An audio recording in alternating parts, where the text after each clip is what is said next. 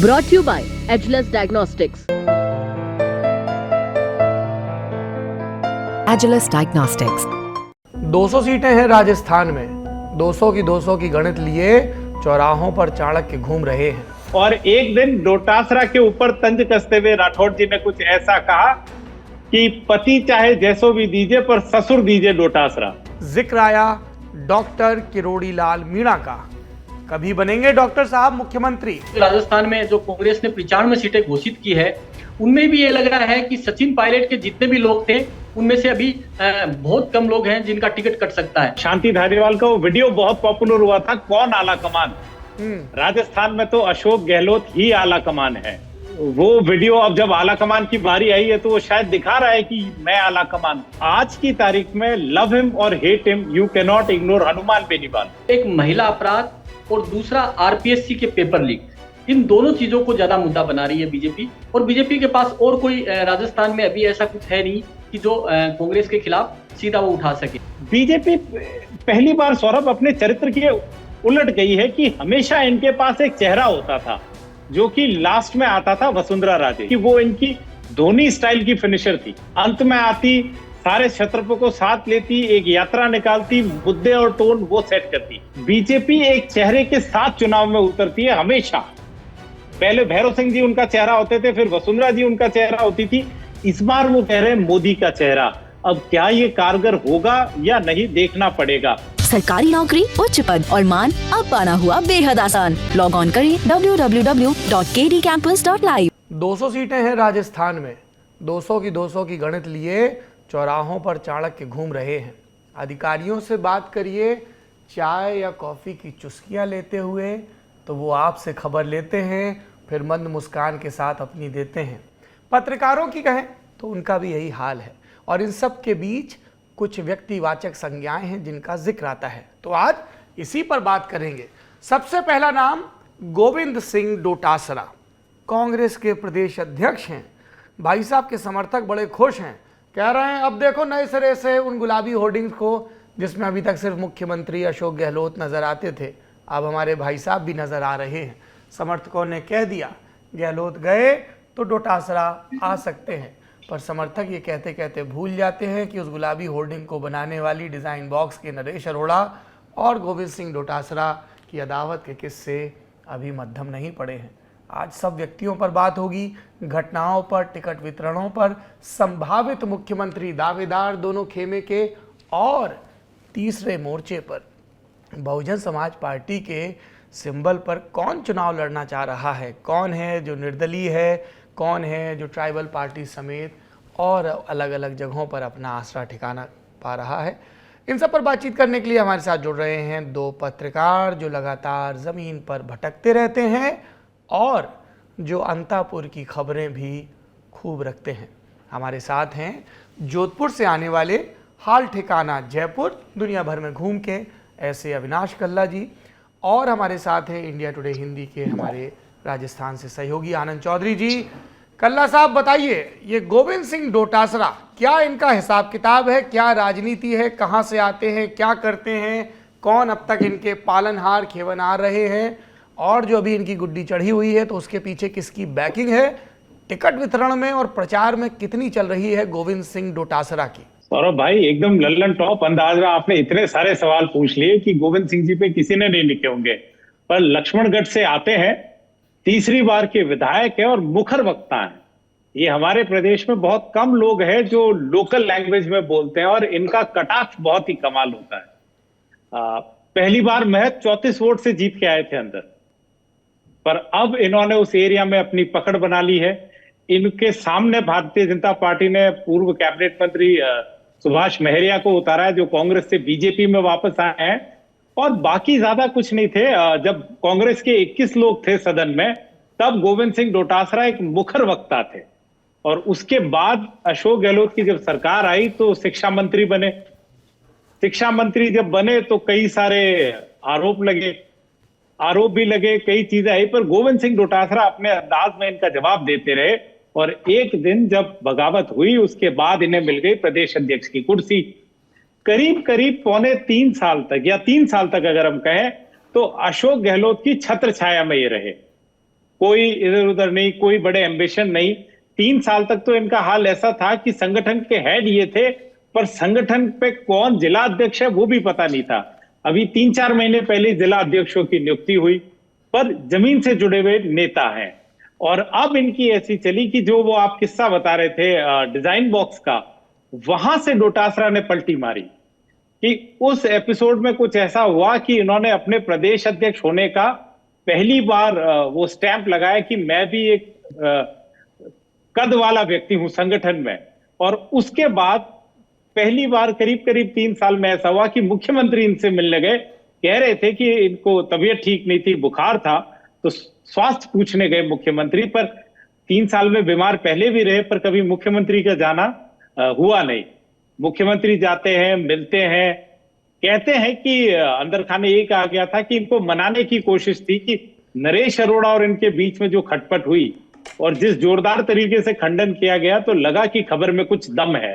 मान मनवार चलती रही। कहते गोविंद सिंह डोटासरा अड़ गए कि इनको संगठन का काम नहीं मिलेगा, और वहीं अशोक गहलोत भी अड़ गए कि काम तो यही एजेंसी करेगी।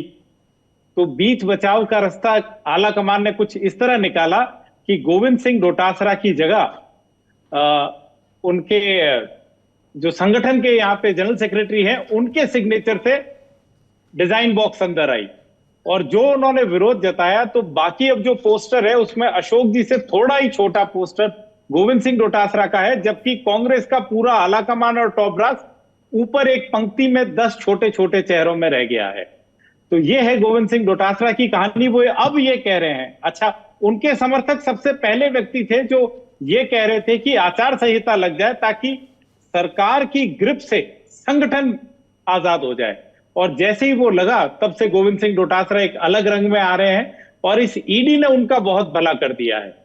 अब जब वो इसको हेड ऑन ले रहे, क्योंकि ईडी इतनी बार आ चुकी है और कुछ भी मुकम्मल हासिल नहीं हुआ। आज कुछ मीडिया के हवालों में खबर थी कि शायद 10,000 रुपया कैश मिला है, उससे ज्यादा कुछ मिला नहीं। तो इस सारे हो हल्ले ने गोविंद सिंह डोटासरा का लेवल और ऊपर बढ़ा दिया। बीच में एक दिन सचिन पायलट भी इनसे मिलने गए। तो अब एक ये अपनी पोजीशन ढूंढ रहे हैं कि अगर 2023 के इलेक्शन के बाद एक पोस्ट गहलोत एरा होता है तो मेरा भी वजूद है, केवल सचिन पायलट नहीं। तो ये है गोविंद सिंह डोटासरा की हाल फिलहाल की कहानी। हाल फिलहाल की कहानी में एक प्रसंग तो छूट ही गया। गोविंद कौन सिंह सा वाला? डोटासरा के परिवार के अत्यंत मेधावी लोग जो राजस्थान भर के युवाओं को कंपटीशन में पछाड़कर अंक तालिका में शीर्ष पर आते हैं, ये जरूरी तो नहीं। चलिए इसमें भी नहीं, और उसमें मेरे नेम से एक भी है, उनके एक पुत्र अविनाश डोटासरा जिसका नाम आ रहा है। बताइए आनंद तो हम चौधरी कोई जी, मैं आनंद चौधरी जी जरा विस्तार से। हाँ, इसमें एक ही चीज जोड़ देता हूं, आपने इतना बढ़िया प्रसंग जोड़ा। राजेंद्र सिंह राठौड़ और उनके बीच की जो चुटकियां हैं वो भी बहुत प्रचलित है। हाँ। और एक दिन डोटासरा के ऊपर तंज कसते हुए राठौड़ जी ने कुछ ऐसा कहा कि पति चाहे जैसो भी दीजिए पर ससुर दीजिए डोटासरा। हाँ, वैसे भी राजस्थान के नेताओं को तंज की भाषा बहुत पसंद आती है। हनुमान बेनीवाल ओसिया में जाकर क्या बोलते हैं सीडी प्रकरण पर, अभी भी डोटासरा पर हमारे यहाँ मैसेज की राजधानी है, मैसेज की राजनीति है। अगले बड़े महान व्यंग्यकार वहीं से निकलेंगे। बताइए आनंद चौधरी जी, क्या मामला है? गोविंद सिंह डोटासरा पर ईडी ने छापेमारी की, क्या इल्जाम लगे हैं इन पर और क्या इल्जाम लगे हैं ओम प्रकाश हुड्डा पर? देखिए कि 3 साल पहले गोविंद सिंह डोटासरा अचानक सुर्खियों में आते हैं। जब वो शिक्षा मंत्री थे, उस वक्त उन पे आरोप लगे कि आरपीएससी में जो आरएस भर्ती हुई है उनमें उनके परिवार के, उनके रिश्तेदारों के करीब 5 से 7 लोग उनमें शामिल रहे हैं। तो उनमें उनके पुत्र भी थे, उनके पुत्रवधू भी थी, वो सब थे। तो जब ये आरोप लगे तो गोविंद सिंह डोटासरा इन आरोपों का सही तरीके से, हालांकि उन्होंने बचाव भी नहीं कर पाए थे क्योंकि वो बात में सच था कि वो आरएस तो बने हैं। तो इसी को लेकर बीजेपी लगातार उन पर हमलावर रहती है। और बीजेपी ने कई बार मौकों पे ये सवाल उठाए हैं कि एक ही परिवार के इतने सदस्य जब किसी भर्ती में आ रहे हैं तो जरूर इसमें कुछ गड़बड़ झाला है। और फिर ऐसी ही कहानी कुछ कटारा की आई और ऐसी ही कुछ कहानी अलग अलग तरह के लोग थे जो आरपीएससी में, उनके परिवारों से भी आई कि इंस्पेक्टर भर्ती में किसी एक परिवार के लोग, 2 भाई बहन, 3 भाई बहन, इस तरह के लोग भी इसमें आने लग गए। तब से आरपीएससी लगातार चर्चा में है सर। अच्छा, और ये मुख्यमंत्री के बेटे वैभव गहलोत, इन पर क्या इल्जाम लगा रही हैं एजेंसियां? वैभव गहलोत में आरसीए को लेकर कुछ चल रहा है कि आरसीए के जो चुनाव है और आरसीए में जो पैसे की राजस्थान क्रिकेट एसोसिएशन, हाँ, उस पे कुछ आरोप लगाया है कि राजस्थान क्रिकेट एसोसिएशन में पैसों की लेन देन हुआ है, बाहर से भी कुछ पैसा आया है, उसको लेके इन पे आरोप चल रहा है। अविनाश कल्ला जी ज्यादा बेहतर बता पाएंगे। अशोक गहलोत और अविनाश कल्ला और गजेंद्र सिंह शेखावत तीनों मेरे प्रिय शहर जोधपुर से आते हैं, बताइए कल्ला जी। जी बिल्कुल, देखिए क्रिकेट पे जो आरोप लग ही रहे हैं और उसके अलावा फेयरमाउंट होटल जहां मैं पहले टॉप जर्नलिज्म करता था वो भी सुर्खियों में बना हुआ है। एजेंसियां उस पे जब सरकार होटल में थी तब भी आके ईडी वाले या जो भी सेंट्रल इन्वेस्टिगेशन एजेंसी थी उन्होंने भी वहां आके पहले भी तफ्तीश करी, वो फिर से वही एक केस है और भी कुछ होटल्स को लेके उनपे केस आ रहा है। वैभव गहलोत और उनका डिफेंस लगातार कह रहा है कि हमारी एक टैक्सी कंपनी थी जो वहां पे सर्विसेज देती थी और उसके अलावा हमारा फेयरमाउंट में कुछ लेना देना नहीं है। और ये फेयरमाउंट होटल जो है ये भारतीय जनता पार्टी के नेताओं का एक फेवरेट पंचिंग बैग है, प्रदेश भर के नेता नहीं। सुब्रमण्यम स्वामी ने भी एक बार इस पे ट्वीट किया था कि मुझे सीबीआई वाले कह रहे हैं कि इसकी जांच में आप मदद करिए, क्या मैं मदद करूं या ना करूं। उन्होंने ये ट्विटर पोल भी करवाया था। तो होटल्स को लेके वैभव गहलोत का जो इन्वॉल्वमेंट है वो पिछले एक दशक से जब जब जरूरत होती है वो सुर्खियां बनाता जाता है। तो ये पहली बार ईडी इसमें नहीं पूछी, जब सरकार होटल में बंद थी तब भी ईडी की जांच फेयरमाउंट पे हुई थी और ये फिर वही केस है। और उसके अलावा भी कुछ एक दो होटल्स पे और इनका वो लग रहा है, उदयपुर में एक प्रॉपर्टी आई है उस पे शायद। अच्छा, सांसद किरोड़ी लाल मीणा राज्यसभा के सांसद हैं, विधानसभा का चुनाव लड़ रहे हैं। उन्होंने ईडी में शिकायत की, कहा कि मॉरिशस की शेल कंपनियों से 100 करोड़ से ज़्यादा के रुपए यहाँ पे भेज के ये फेयरमाउंट होटल बनाया गया है और इसी को लेकर जांच चल रही है। हालांकि वैभव गहलोत ने कहा, जो इससे पहले इन पर फॉरेन एक्सचेंज मैनेजमेंट एक्ट के केस में समन के लिए बुलाया गया है, जिसमें अभी एक सुर्खियों में आए कि 10-12 साल पहले भी यही आरोप लगाए गए थे, तब भी जवाब दिया गया था, फिर से नोटिस लेकर आए हैं। जनता समझती है चुनाव के समय की सक्रियता। उनके पिता और मुख्यमंत्री अशोक गहलोत ने भी कहा कि स्थिति चिंताजनक, सवाल मेरे बेटे और पीसीसी चीफ के यहाँ छापे का नहीं, सवाल एजेंसियों की साख का है, ये बीजेपी का प्लान ई है। इस पूरी बातचीत में जिक्र आया डॉक्टर किरोड़ी लाल मीणा का। कभी बनेंगे डॉक्टर साहब मुख्यमंत्री? इस बार बीजेपी अगर सत्ता में आती है तो क्या वो डिप्टी सीएम बन पाएंगे? डॉक्टर साहब को विधानसभा चुनाव लड़वाए जाने के क्या मायने निकाले जाएं तब जब ओल्ड गार्ड अमूमन मुश्किल में है? बताइए आनंद जी, अविनाश जी। देखिए सर, डॉक्टर साहब का जो मामला है वो डॉक्टर साहब बीजेपी के लड़ाका है और जो जमीनी जो लड़ाई है बीजेपी की वो डॉक्टर साहब के हिस्से आती है, लेकिन जो ऊपर के जो पद हैं वो डॉक्टर साहब के हिस्से में नहीं आते और डॉक्टर साहब आमतौर पे कुछ न कुछ ऐसा कर जाते हैं कि वो वहां तक पहुंच भी नहीं पाते। पिछले कुछ साल से लगातार डॉक्टर साहब यहाँ लड़ाई लड़ रहे हैं और जब बीजेपी से बाहर थे वो तब भी कुछ मुद्दों को लेकर लड़ाई लड़ते हैं और अब भी लड़ाई लड़ रहे हैं। लेकिन डॉक्टर साहब की जो एक सबसे बड़ा संकट है वो जब भी कोई लड़ाई शुरू करते हैं उसको वो अंजाम तक नहीं पहुंचा पाते, वही उनके साथ जो सबसे बड़ी दिक्कत आती है। हालांकि बीजेपी के जितने भी नेता दिल्ली से आते हैं उनको जो राजस्थान में सरकार पे आरोप लगाने हैं या सरकार को घेरना है, अभी पिछले दिनों का ही मामला है, डॉक्टर साहब अचानक अपना एक लश्कर लेकर, किसी को पता भी नहीं था, और यहाँ एक गणपति प्लाजा नाम से एक व्यावसायिक को, और डॉक्टर साहब ने एक एक लोकर की तरफ इशारा करके कहा कि इसमें 500 करोड़ का सोना है, इसमें इतने करोड़ है, इसमें इतने करोड़ है। और आप देखिए कि उसके कुछ देर बाद में ही डॉक्टर साहब बाहर आते हैं और उसी दौरान ईडी भी वहां पहुंच जाती है और ईडी कई दिन तक उन खातों को खंगालती रहती है, लेकिन उनमें मिलता क्या है ऐसा कुछ खास सामने नहीं आता। ये बताइए कि डॉक्टर मीणा का किन इलाकों में प्रभाव है, और यहीं से फिर मैं स्विच करूंगा जो एक सांस में बोला जाता है कि Gurjar Meena belt, Gurjar Meena belt. Doctor Meena का प्रभाव क्षेत्र, मीणा समाज का क्या वोटिंग पैटर्न नजर आ रहा है, परंपरागत रूप से वो किसके समर्थक माने जाते हैं, और अगर वो डॉक्टर किरोड़ी लाल मीणा की वजह से बीजेपी की तरफ रुख करता है तो गुर्जर वोट का क्या रुझान होगा? कर्नल बैंसला के परिवार के लोग उनके साथ हैं, लेकिन दूसरी तरफ सचिन पायलट हैं। क्या ये वोट इंतज़ार करेगा कि देखें कि सचिन पायलट की कितनी चली या समाज के लोग कहाँ कहाँ लड़ रहे हैं, कैसे ये दोनों चितपट साथ बैठते हैं। अविनाश कल्ला जी। सौरभ जी, किरोड़ी लाल जी को यहाँ कहते हैं बाबा, और बाबा का मुख्य एरिया है दौसा। हो ही नहीं सकता कि आप उधर जाएं और चाहे उनकी कुछ भी लोग कह ले कि कोई नया आया नया रेबल राउजर अगर कोई है तो वो किरोड़ी लाल मीणा है। अभी नहीं, इससे 10 साल पहले भी जब मैं नया जयपुर आया था दिल्ली से, तो किरोड़ी लाल ही वो व्यक्ति थे जो एक कलर डालते थे पॉलिटिक्स में। अदरवाइज राजस्थान की पॉलिटिक्स बिल्कुल बेरंग सी थी। तो दौसा और उसके आगे का जो क्षेत्र है, देवली, उनियारा, इस तरफ जो गुर्जर और मीणा बेल्ट है, वहां पे इनका अच्छा खासा प्रभाव है। ये बहुत स्ट्रांग होल्ड रखते हैं और ये वो भी जानते हैं कि उनका आखिरी अटेम्प्ट है कि वो कुछ कर पाए। तो उनकी सबसे ज्यादा पकड़ दौसा, सवाई माधोपुर, टोंक, ईस्टर्न राजस्थान में रहती है।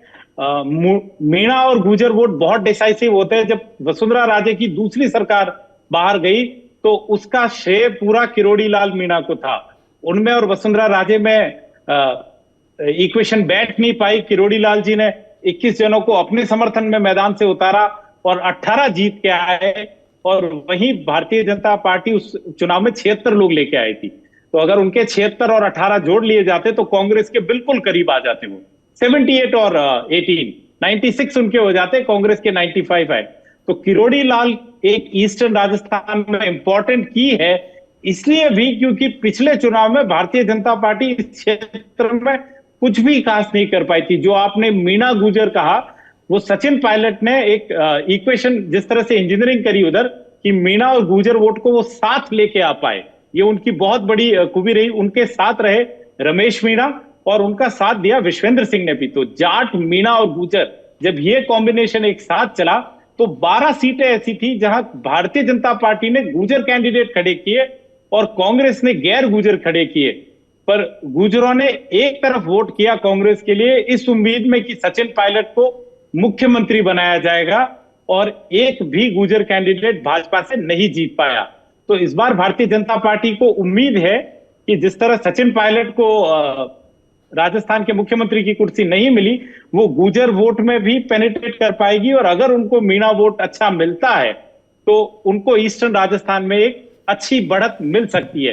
ये भाजपा की कैलकुलेशन है, इसलिए किरोड़ी सिंह बैंसला के पुत्र को देवली उनियारा से खड़ा किया गया है, जहां गुर्जरों का एक स्ट्रॉन्ग वोट बैंक है। बहुत वॉलेटाइल जगह है। जब मैंने 2009 का चुनाव कवर किया था, कर्नल बैंसला और नमो नारायण मीणा के सामने की फाइट, तो यही देवली उनियारा जगह थी जहां एकमात्र वायलेंस हुई थी, पोल डेथ जहां हुई थी वो यही हुई थी। यहाँ के लोग बहुत आक्रामक हैं, एक दूसरे के खिलाफ बिल्कुल खड़े रहते हैं। तो क्या भाजपा ये कास्ट इक्वेशन बैंसला के लड़के और किरोड़ी लाल मीणा को साथ लेके कुछ इधर कर पाती है? उनकी आस इस पे टिकी है कि गुर्जर वोट शायद पूरा का पूरा कांग्रेस के पास ना जाए। सचिन पायलट किस चीज का इंतजार कर रहे हैं? अब टिकट वितरण में कितनी चल रही है, और ये जो पैटर्न नजर आ रहा है कि प्रियंका गांधी उनके ही प्रभाव क्षेत्र वाले इलाकों में जनसभाएं कर रही हैं, इसका क्या मैसेज जा रहा है नीचे? अविनाश जी। देखिए, मैं ये कहूंगा कि वो उनकी करीबी हैं, और सचिन पायलट के समर्थक कोई, देखिए उनकी सीट्स जो पिछली बार थी, जो विधायक जीत के आए, इस बार जो पैक्ट लग रहा है कि कांग्रेस ने सीट में ये कहा है कि अशोक गहलोत भी विरोध नहीं कर रहे जहां सचिन पायलट के लोग थे, और सचिन पायलट भी उसमें दखल नहीं डाल रहे। तो दोनों अपना अपना स्टेटस को मेंटेन करके चल रहे हैं। प्रियंका गांधी का सचिन पायलट की तरफ एक सॉफ्ट कॉर्नर भी है, वो पहले भी आ चुकी है, पर उनको उसी इलाके में ले जाना ताकि वहां पे वो उतनी स्ट्रेंथ दिखा पाए, ये थोड़ा समझ नहीं आता। कांग्रेस पार्टी को अगर वो बड़े नेता है, उनको दूसरी जगह ले जाना चाहिए जहां पार्टी इतनी मजबूत नहीं है। पर हाँ, एक मैसेज क्लियर है, जब वो गाड़ी में भी बैठे थे तो सचिन पायलट और प्रियंका एक साथ पीछे की तरफ बैठे थे, मुख्यमंत्री आगे बैठे उस कार में। तो ये कोई छुपा हुआ बात नहीं है कि प्रियंका गांधी ने ही वो रोल प्ले किया था जिससे सचिन पायलट वापस अपने समर्थकों के साथ आए और पार्टी के साथ खड़े हुए जब उन्होंने वो रिबेलियन किया था। तो सिग्नल क्लियर है, और राहुल गांधी ने एक दूरी सी बना रखी है। वो राजस्थान चुनाव में फिलहाल कहीं नहीं दिखे, एक रैली करके गए, उसके बाद कुछ भी नहीं बोला उन्होंने। और जब वो भी आए तो खबरें यही है कि वो बिल्कुल अलग ही रहे, कोई बहुत ज्यादा उनकी और मुख्यमंत्री की आपसी बातचीत भी ज्यादा नहीं हुई, सब लोग अलग अलग रहे, बस एक इवेंट किया और चले गए। गांधी परिवार को क्या ये लग रहा है कि उनका दिया सचिन पायलट को कॉल पूरा नहीं हो पाया, जनता के बीच ये न लगे कि परिवार का इकबाल कमज़ोर हो रहा है या सचिन पायलट की नेतागिरी, और इसलिए इस तरह की कवायदें हो रही हैं? आप बताइए आनंद चौधरी जी, सचिन पायलट के खेमे के किन नेताओं को टिकट मिल रहा है और किन को निराशा मिल रही है? 25 सितंबर की जो घटना थी उसके बाद से सचिन पायलट के जो पक्ष में एकदम एक माहौल सा बना है। 25 सितंबर की क्या घटना थी प्रभु, जो राजस्थान के बाहर के दर्शक हैं उनको बताइए। 25 सितंबर को जो कांग्रेस में जो आला कमान ने जो अपने यहाँ पर्यवेक्षक भेजे थे और उनके सामने एक मीटिंग होनी थी और उनमें राजस्थान में जो मुख्यमंत्री बदलने की चर्चा चल रही थी, उस समय कांग्रेस के विधायकों ने जो शांति धारीवाल और महेश जोशी और इन लोगों ने मिलकर जो इस्तीफे का जो काम शुरू किया था और सीएम हाउस तक पहुंचे भी नहीं थे वो लोग, तो वो जो घटना थी कांग्रेस वाला आला कमान को जो आंख दिखाने वाली जो घटना थी, उसके बाद से सचिन पायलट की तरफ थोड़ा सा गांधी परिवार का सॉफ्ट कॉर्नर हुआ है, ये सच है। लेकिन अभी जो पिछले जो पूरी जो सीटों की अभी तक राजस्थान में जो कांग्रेस ने 95 सीटें घोषित की है, उनमें भी ये लग रहा है कि सचिन पायलट के जितने भी लोग थे उनमें से अभी बहुत कम लोग हैं जिनका टिकट कट सकता है। एक दो है जो अभी जिनकी चर्चा चल रही है, जैसे चाकसू है, वहां लग रहा है कि वेद प्रकाश सोलंकी को इस बार ड्रॉप कर दिया जाए। उनके एक जो खास समर्थक हैं हेमाराम चौधरी, वो गुढ़ामलानी से खुद ही ये घोषणा कर चुके हैं कि मैं इस बार चुनाव नहीं लड़ूंगा। बाकी लोगों को उनके इस बार टिकट मिलने की पूरी संभावना है।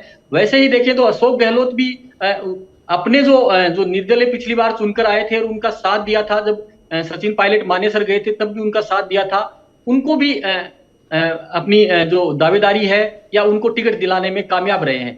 वैसे ही अशोक गहलोत बसपा जो उनका साथ देने आए थे उनको भी, जैसे वाजिब अली को टिकट दिलाया है, गजराज खटाना है, या जो पिछली बार ललित कुमार यादव मुंडावर में बसपा से चुनाव लड़े थे, उनको भी टिकट दिलाने में कामयाब रहे हैं। तो इस बार ऐसे स्थितियां बन रही है कि दोनों नेता अपने अपने समर्थकों को टिकट दिलाने में कामयाब हो रहे हैं। पर अपने अपने समर्थकों को तो टिकट दिलवा दिया, जब जनता से और कार्यकर्ताओं से तो पूछते हैं कि जिन विधायकों के चलते छीछा लेदर हो रही थी, जिन विधायकों के लिए नाराजगी थी, जिन विधायकों के प्रति नाराजगी के बारे में खुद मुख्यमंत्री अशोक गहलोत ने लल्लन टॉप के मंच पर स्वीकार किया कि हाँ शिकायतें आ रही हैं, उन्हीं को दोबारा टिकट पकड़ा दिया, तो फिर एंटी इनकम्बेंसी का क्या? अभी तो यही लग रहा है कि जो पहले अशोक गहलोत लगातार मीटिंगों में कहते भी रहे हैं कि मैं 2 महीने पहले हम लोग टिकटों की घोषणा कर देंगे और जो लोग जिताऊ है उनको ही टिकट देंगे और जिनके खिलाफ विरोध है उनको दूर रखा जाएगा। लेकिन अब लग रहा है कि कांग्रेस में बहुत कम टिकट कटेंगे और जो भी कटेंगे वो भी ऐसे नेताओं के कटेंगे जो किसी गुट में नहीं है, क्योंकि दोनों गुट अपने अपने लोगों को टिकट दिलाने में कामयाब रहे हैं। और रही बात इनकी कि जो अशोक गहलोत ने कहा था कि जिनका विरोध है, तो अब लग नहीं रहा कि किसका विरोध है, क्योंकि जिनका विरोध है या कांग्रेस आला कमान भी जिनके खिलाफ है उनकी भी वो पैरवी कर रहे हैं। आप देखिए कि पिछली जो मीटिंग थी उसमें वो सिंगल नाम का पैनल लेकर गए थे, जिसपे ये चर्चा उठी थी कि शांति धारीवाल, महेश जोशी, इनके नाम क्यों है इस लिस्ट में, उनको भी। और आप देखिए कि मंत्रियों के खिलाफ, जिनके खिलाफ सबसे ज्यादा एंटी इनकम्बेंसी रहती है, उनमें से सिर्फ 6 मंत्री बचे हैं जिनको टिकट नहीं मिली है। उनमें एक जाहिदा है, हेमाराम चौधरी जो खुद मना कर चुके हैं, शांति धारीवाल और महेश जोशी जो 25 सितंबर की घटना के लिए उनका रुका हुआ है, और साले मोहम्मद जो पोखरण से हैं उनका टिकट हो सकता है कि आने वाली लिस्ट में फाइनल हो जाए। और एक लालचंद कटारिया है, लालचंद कटारिया को लेकर चर्चा चल रही है कि लालचंद कटारिया इस बार खुद टिकट कांग्रेस की लेना नहीं चाहते, और वो पिछले दिनों जब ज्योति मिर्जा ने जब भाजपा का दामन थामा था तब ज्योति मिर्जा के साथ थे, तो उनको लेकर भी कई तरह के कयास लग रहे हैं। ये आप बार बार शांति धारीवाल और महेश जोशी का जिक्र कर रहे हैं। अविनाश कल्ला, शांति धारीवाल वही हैं जिनके नेतृत्व में आला कमान को लानत मलानत भेजी गई थी, और महेश जोशी वही है ना जिनके बेटे पर रेप का इल्जाम लगा है? जी बिल्कुल बिल्कुल वही है। और शांति धारीवाल का वो वीडियो बहुत पॉपुलर हुआ था, कौन आला कमान। राजस्थान में तो अशोक गहलोत ही आला कमान है। तो वो वीडियो अब जब आला कमान की बारी आई है तो वो शायद दिखा रहा है कि मैं आला कमान। पर देखिए दोनों के लिए अभी भी अशोक गहलोत ने हिम्मत नहीं आ रही, वो अभी भी इनके लिए टिकट मांगने की पूरी तैयारी में। और जिस तरह से टिकट डीले हो रहे हैं, सौरभ भाई 30 तारीख से तो नामांकन भर दिए शुरू हो जाएंगे, 6 तारीख तक जा रहे हैं। तो जो लोग अंदर खाने बात जान रहे हैं वो कह रहे हैं कि गहलोत जी चाहेंगे कि टिकट जितने डिले हो सके हो जाए, ताकि इनके ये जो लोग हैं जिनको ये साथ रखना चाह रहे हैं उनको टिकट फिर फाइनल गो में और कोई ऑप्शन नहीं बने तो मिल जाए। एक कांग्रेस के लिए तो ये एक कही जा रही है। जो आपने जिक्र किया इनका महेश जोशी के पुत्र का, तो आप एक बात देखिए कि कहते हैं भारतीय जनता पार्टी के जब मीटिंग हुई तो प्रधानमंत्री ने जब अपने एमपी से पूछा कि भाई राजस्थान में एक मंत्री है, उसके पुत्र पे रेप का इल्जाम है, आप लोगों में से कितने लोगों ने उसके खिलाफ सोशल मीडिया पे पोस्ट डाला या बातचीत करी, क्योंकि अधिकतर ने चुप्पी साध रखी थी। तो बीजेपी वाले भी इसको वॉच कर रहे हैं और कांग्रेस के लिए तो ये मुश्किल का सबब है ही। धर्मेंद्र राठौड़ जो है वो अजमेर नॉर्थ से भी टिकट की मांग कर रहे थे और पुष्कर से भी। तो पुष्कर से तो क्लियर हो गया उन्हें टिकट नहीं मिली, पर अभी भी वो आस लगाए बैठे हैं कि क्या उन्हें टिकट, क्या पता लास्ट मोमेंट में टिकट मिल जाए। तो इनकी कश्मकश जारी है। और एक बात और कहें कि राजस्थान में जिस तरह से अभी भी टिकट बंट रहे हैं, सचिन पायलट ज्यादा विरोध नहीं कर रहे हैं, अशोक गहलोत भी विरोध नहीं कर रहे हैं, ये अब वन अपमैनशिप और अपने ईगो को सेटिस्फाई करने का बैटल ज्यादा लग रहा है, ना कि इस बात का कि सरकार वापस कैसे रिपीट हो। अब मेरे जो लोग हैं वो पहले लिस्ट में रिपीट हो जाए, ये मुद्दा है। क्योंकि अगर अशोक जी ये कहते हैं, आपके शो में ही उन्होंने कहा था कि हमने सुना है कि एंटी इनकम्बेंसी है, पर अब इस बात पे है कि ये लोगों ने सरकार बचाई, इनको जितना फायदा पहुंचाना था उसके किस्से आम है, आपको हर क्षेत्र में मिल जाएंगे, लल्लन टॉप की टीम जा रही है वो बता देगी। पर कोई इस बात पे कांग्रेस में विचार नहीं कर रहा क्या इन्हीं चेहरों की वजह से अगली बार सरकार आ पाएगी। अभी तक की लिस्ट को देख के लगता है कि ऐसी कोई मंशा है नहीं। अच्छा, ये और बता दीजिए कि फिर चल किसकी रही है, कौन कौन से कोटे चल रहे हैं? प्रदेश प्रभारी रंधावा, कोई नहीं, एक ही कोटा चल, दिल्ली में बैठे नेता गहलोत, पायलट, फिर अलग अलग क्षेत्रों के अलग अलग हुक्मरान, फिर बसपा से और निर्दलीय आए लोगों को समायोजित किया जाना। अशोक गहलोत की ही छाप है, इस पे कोई दो राय नहीं हो सकती।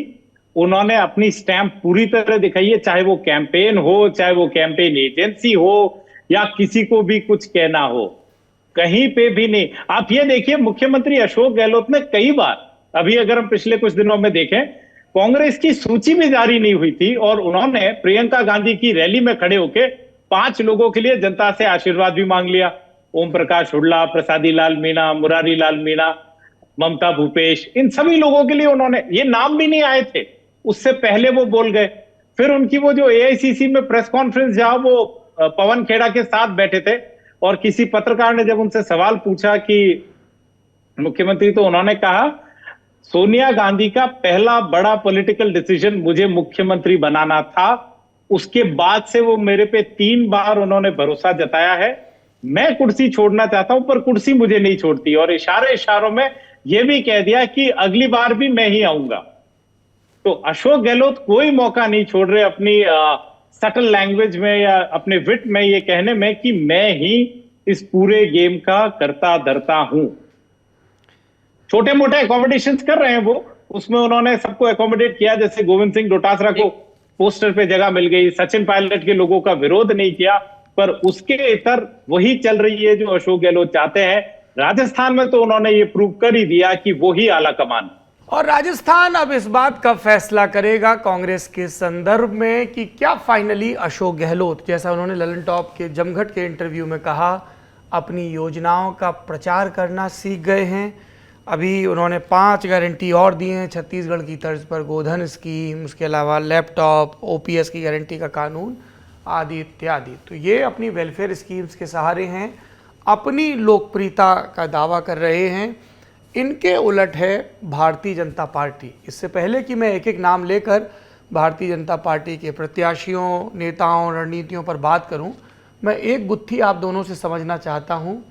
अन्य की बड़ी महत्वपूर्ण भूमिका रहती है राजस्थान के चुनाव में, जब तब कांग्रेस सत्ता में आती है तो खास तौर पर। भारतीय जनता पार्टी जब 2 दफ़ा आई वसुंधरा के नेतृत्व में, तब उन्हें ज़रूरत नहीं पड़ी। ये अन्य महत्वपूर्ण भूमिका निभाएंगे, बार बार कहा जा रहा है। इस अन्य में कौन कौन आते हैं? बसपा में उनके अपने काडर के नेता होते हैं या वो नेता होते हैं जिनको मुख्य पार्टियों से टिकट नहीं मिलता, फिर वो बसपा से चले आते हैं? डूंगरपुर और आसपास के इलाकों में, उदयपुर से पीछे का इलाके हैं, वहाँ से कौन से लोग आ रहे हैं चुन के? हनुमान बेनीवाल का बड़ा दखल रहा था पिछली बार के चुनाव में, उनका क्या है? जरा ये अन्य के बारे में बताइए आनंद चौधरी जी आप। देखिए सर, राजस्थान में जो अन्य और छोटी पार्टियों का जो हमेशा रहता है, दबदबा रहता है, वो हमेशा 20 से लेकर औसतन 30 सीटों तक जाता रहता है। 20 से 30 सीटें ये छोटी पार्टियां और अन्य निर्दलीय जीतते रहते हैं। और इनका वोट शेयर हम माने तो 15% के आसपास हमेशा रहता है। जो पिछले कुछ चुनावों में जो बसपा है वो 4% तक वोट ले गई, हनुमान बेनीवाल की पार्टी भी 2% से ज्यादा वोट ले गई, जो एकदम नई थी। तो राजस्थान में अन्य को नजरअंदाज नहीं किया जा सकता। और ऐसी जब स्थितियां बनती हैं, जब किसी भी पार्टी के पक्ष में माहौल नहीं होता, जैसे अभी है, अभी जैसे एंटी इनकम टैक्स सरकार के खिलाफ नहीं है लेकिन विधायकों का विरोध है, जब ऐसी स्थितियां होती है तो निर्दलीय और अन्य बहुत बड़ी तादाद में जीत के आते हैं। और रही राजस्थान में बसपा की बात, तो बसपा में जो लड़ते हैं वो कोई उनका कैडर नहीं है। बसपा का राजस्थान में कोई ग्रास रूट पे कैडर नहीं है। लेकिन जब कांग्रेस बीजेपी में जब उनको टिकट नहीं मिलती तो वो लोग बसपा से टिकट लेकर आ जाते हैं। और वो किस तरह से टिकट लाते हैं वो कई बार कह चुके हैं। जैसे राजेंद्र सिंह हुड्डा जो अभी शिवसेना में जा चुके हैं, उन्होंने कहा था कि हम तो पैसे देकर टिकट लाते हैं और अब हमारी मर्जी से मंत्री बनते हैं। तो बसपा का तो ये एक तरीका है। और बसपा से आप देखेंगे कि जो भरतपुर, अलवर और एक शेखावाटी का एक पूरा इलाका जो बसपा में काफी वोट देता है। बसपा हमेशा आप जीते 6 हैं, लेकिन बसपा ने जो सीटें प्रभावित की हैं वो 30 से ज्यादा सीटें हैं, क्योंकि उनके कई लोग 12 लोग करीब सेकंड नंबर पे रहे और बाकी जो करीब 20 से 22 लोग उनके थर्ड फोर्थ पोजीशन तक गए। तो वो सीटें काफी प्रभावित करते हैं। इसी तरह से आपका जो माकपा है, माकपा की 4 या 5 सीटों पे दखल रहती है, वो 1 या 2 या 3 सीटें तक जीत कर आते हैं हमेशा। हनुमान बेनीवाल की पार्टी अब आ गई है तो इनका भी एक इलाके में जो पूरे जातिगत वोट बैंक है उसमें उनकी दखल है। तो राजस्थान में तीसरे मोर्चे को कभी भी नजरअंदाज नहीं किया जा सकता। और जो सर्वे अभी तक आए हैं उन्होंने तीसरे मोर्चे की अहमियत को कम ही आंका है। जी सर, बताइए अविनाश जी, इसमें क्या जोड़ेंगे? सौरभ भाई, इसमें ये जोड़ा जाए जैसे इन्होंने मैं थोड़ा दर्शकों को बता दूं, अविनाश जी से मैं विस्तार में और एनेक्डोटल रिस्पॉन्स चाहता हूं, क्योंकि ये राजबाई रोड के नाम से एक सीरीज कर रहे हैं और इन्होंने हम सब दोस्तों को ये कह रखा है कि मैं जल्दी इस पर एक किताब भी लिखूंगा। कब आएगी भाई साहब वो किताब? दादा, इस बार थोड़ा प्रयोग ये होगा, किताब से ज्यादा लोग आजकल वीडियो देखते हैं, तो मैं जितने भी अनुभव है वो वीडियो में डाल के पेश करूंगा इस चुनाव से खत्म होने से पहले। सब वीडियो नहीं देखते हैं प्रभु, कुछ हमारे जैसे लोग भी हैं जो वीडियो करते हैं। पर गुरु, मैं आपकी तरह भी लिखता हूं, पर मेरी जो पिछली किताब आई थी उसके रिस्पॉन्स से मुझे ये लगा कि अभी के हालात में एक वीडियो पॉडकास्ट बेटर होगा। मुझे उस पर काफी एक्सपीरियंस है, तो मैं किससे शेयर करूंगा अब आपसे एनेक्डोटल बात पे जो बताइए। आज अपने आनंद भाई ने बताया कि बसपा का वोट बैंक कैसा है। अब आप आरएलपी देखिए, बहुत कमाल की केस स्टडी चलने वाली चीज है। कितनी सीटों पर क्या करेंगी? पिछली बार आरएलपी पिछले चुनाव से ठीक पहले ये पार्टी फॉर्म हुई थी, 29 तारीख को इनके एनिवर्सरी है अभी। 58 सीटों पे चुनाव लड़े, 3 जीते, 2 पे नंबर 2 थे और बाकी सीटों में 16 जगहों पे तीसरे नंबर पर थे। पर 23 ऐसी सीटें थी सौरभ जिसमें इन्होंने कांग्रेस और बीजेपी का खेल बिगाड़ा। 17 जगह भारतीय जनता पार्टी और विक्ट्री के बीच में आरएलपी खड़ी हुई, वहीं 6 जगह कांग्रेस और विक्ट्री के बीच में आरएलपी आई। तो आरएलपी का एक अपना अलग वोट बैंक है। और जो एक ब्रेवाडो है इनके नेता का, हनुमान बेनीवाल का, वो बहुत कम नेता ऐसे रह गए जो अपने साथ एक वोट लेके चलते हैं और वो बहुत इंटेलिजेंटली वोट प्ले करते हैं। पिछली बार उनके पास मेरी जब बात हुई तो मैंने उनसे सवाल भी पूछा कि आपकी पार्टी में तो वही लोग आते हैं जिनको टिकट नहीं मिल पाता। तो उन्होंने कहा नया दल था, पार्टी में तो कांग्रेस और भाजपा में भी दूसरे लोग आते हैं, पर इस बार उनका टारगेट है करीब 100 सीट। और इतनी कमाल की हमारी थर्ड स्पेस अभी ओपन है कि राजस्थान में पॉसिबल है कि हनुमान और रावण एक मंच पे आके चुनाव लड़े। वो चंद्रशेखर आजाद, जिनको रावण के उपनाम से भी जाना जाता है, वो और हनुमान कल साथ आ गए और इनकी अपने छोटे एरियाज में बहुत पकड़ है। मैं राजबाई रोड में जब नागौर गया तो आप मानिए, जाट नेता के तौर पे जो पहले वर्चस्व था, मिर्जा फैमिली होती थी नागौर में, मारवाड़ में जाए तो मदेरणा फैमिली, शेखावटी में अगर हम जाएं तो ओला एंड फैमिली चलती है, बड़े नाम है। पर आज की तारीख में लव हिम और hate him, you can not ignore Hanuman Beniwal. लोग और यंगस्टर्स उनको पूछते रहते हैं, आप उनके निवास पे जाइए, लोग ऑर्डिनरी से आते हैं और सुबह से शाम तक वेट करते हैं, कुछ नहीं मिलता तो सिक्योरिटी वालों के साथ क्रिकेट तक खेलने लग जाते हैं। पर वो आदमी जब आता है तो सबको एंगेज करके चले जाता है। मैंने एक उदाहरण देखा कि अपने क्षेत्र के एक नेता को कोविड से थोड़ा पहले वो आए, सचिवालय में सिर्फ नॉक किया और एक बड़े अधिकारी के कमरे में घुसे, कोई कुछ नहीं, सबको कहा 2 मिनट के लिए अधिकारी जी को ले जाऊंगा, और एक प्रिंसिपल सेक्रेटरी को अलग ले गए और अपने गांव के कार्यकर्ता की सिफारिश की और वापस बाहर आ गए। ऐसे बहुत कम नेता रह गए हैं जो आज की तारीख में ये कर पाए। किरोड़ी लाल ये काफी हद तक करते हैं। तो ये एक फैक्टर है जिसको इस बार निगेट नहीं किया जा सकता। और वो मारवाड़ की जो उनकी रेगुलर पॉलिटिक्स है, मारवाड़ और गंगानगर, उससे इतर इस बार हनुमान बेनीवाल को आप शेखावटी और मेवाड़ में भी देखेंगे। तो हनुमान एक क्रिटिकल रोल प्ले कर सकते हैं विक्ट्री और डिफीट में। ट्राइबल एरिया में क्या स्थिति है? ट्राइबल में बीटीपी पहले जोर पे थी, उनके विधायक आए और उनके विधायकों को पहली बार सत्ता का सुख जो है वो समझ में आया। जब ये सारा किस्सा चल रहा था कि सरकार कौन बचाए कौन नहीं बचाए, तो बीटीपी के लोगों को गहलोत जी ने समर्थक दिया। अब इसकी पुष्टि नहीं की जा सकती, बट जो ग्रेप वाइन चलती है उसमें ये थी कि एक बीटीपी वाले को काफी सारा धन दिया गया, तो उसने कहा कि इससे कुछ हो ना हो, उसने पहले जाके एक बड़ी स्कॉर्पियो खरीदी, और जब वो डील नहीं हुई या वोट नहीं आया तो उसने किसी और नेता से पूछा ये पैसे वापस तो नहीं मांग लेंगे, और उन्होंने एक बहुत लेविश अपनी वेडिंग भी कर ली और अब अपनी नई पार्टी बना ली है। तो बीटीपी भी अब बीएपी हो गई है, पर उनका उस जिले की 8 से 10 सीटों पर बहुत बड़ा प्रभाव है। लोग उनको, उन युवा नेताओं को आइडल वर्शिप करते हैं, पर वो उस क्षेत्र से आगे नहीं है। पर हाँ, इसको कोई डिनाई नहीं कर सकता कि उनकी वहां प्रेजेंस है।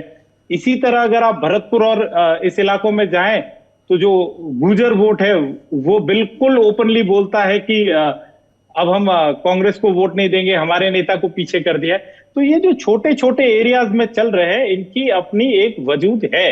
और अब तो और हो गया कि कास्ट लाइन पे इतने डिवीजन हो गए कि हर जाति ने अपनी एक बड़ी महासभा और कर ली है, तो उनमें से भी कई लोग छिटक के इनकी तरफ जाएंगे। तो आप भी एक इसमें फैक्टर आ गया जो आएंगे। अब कल ही उन्होंने एक 20 लोगों की लिस्ट जारी करी है। ये जीतेंगे नहीं, पर ये अगर छोटे पॉकेट्स में वोट ले गए तो ये कांग्रेस को काफी या बीजेपी को कुछ पॉकेट्स में नुकसान पहुंचाएंगे। अब रुक करते हैं भारतीय जनता पार्टी का। वसुंधरा राजे सिंधिया, पहली लिस्ट आई, लोगों ने कहा कि वसुंधरा राजे के पर कतर दिए गए, उनके तमाम करीबियों के टिकट को बुलडोज कर दिया गया। दूसरी लिस्ट आई, लोगों ने कहा वसुंधरा राजे का रिसरेक्शन हो गया, वो फिर से राजनीतिक तौर पर जीवित हो गई, होर्डिंग्स में भी लौट आई।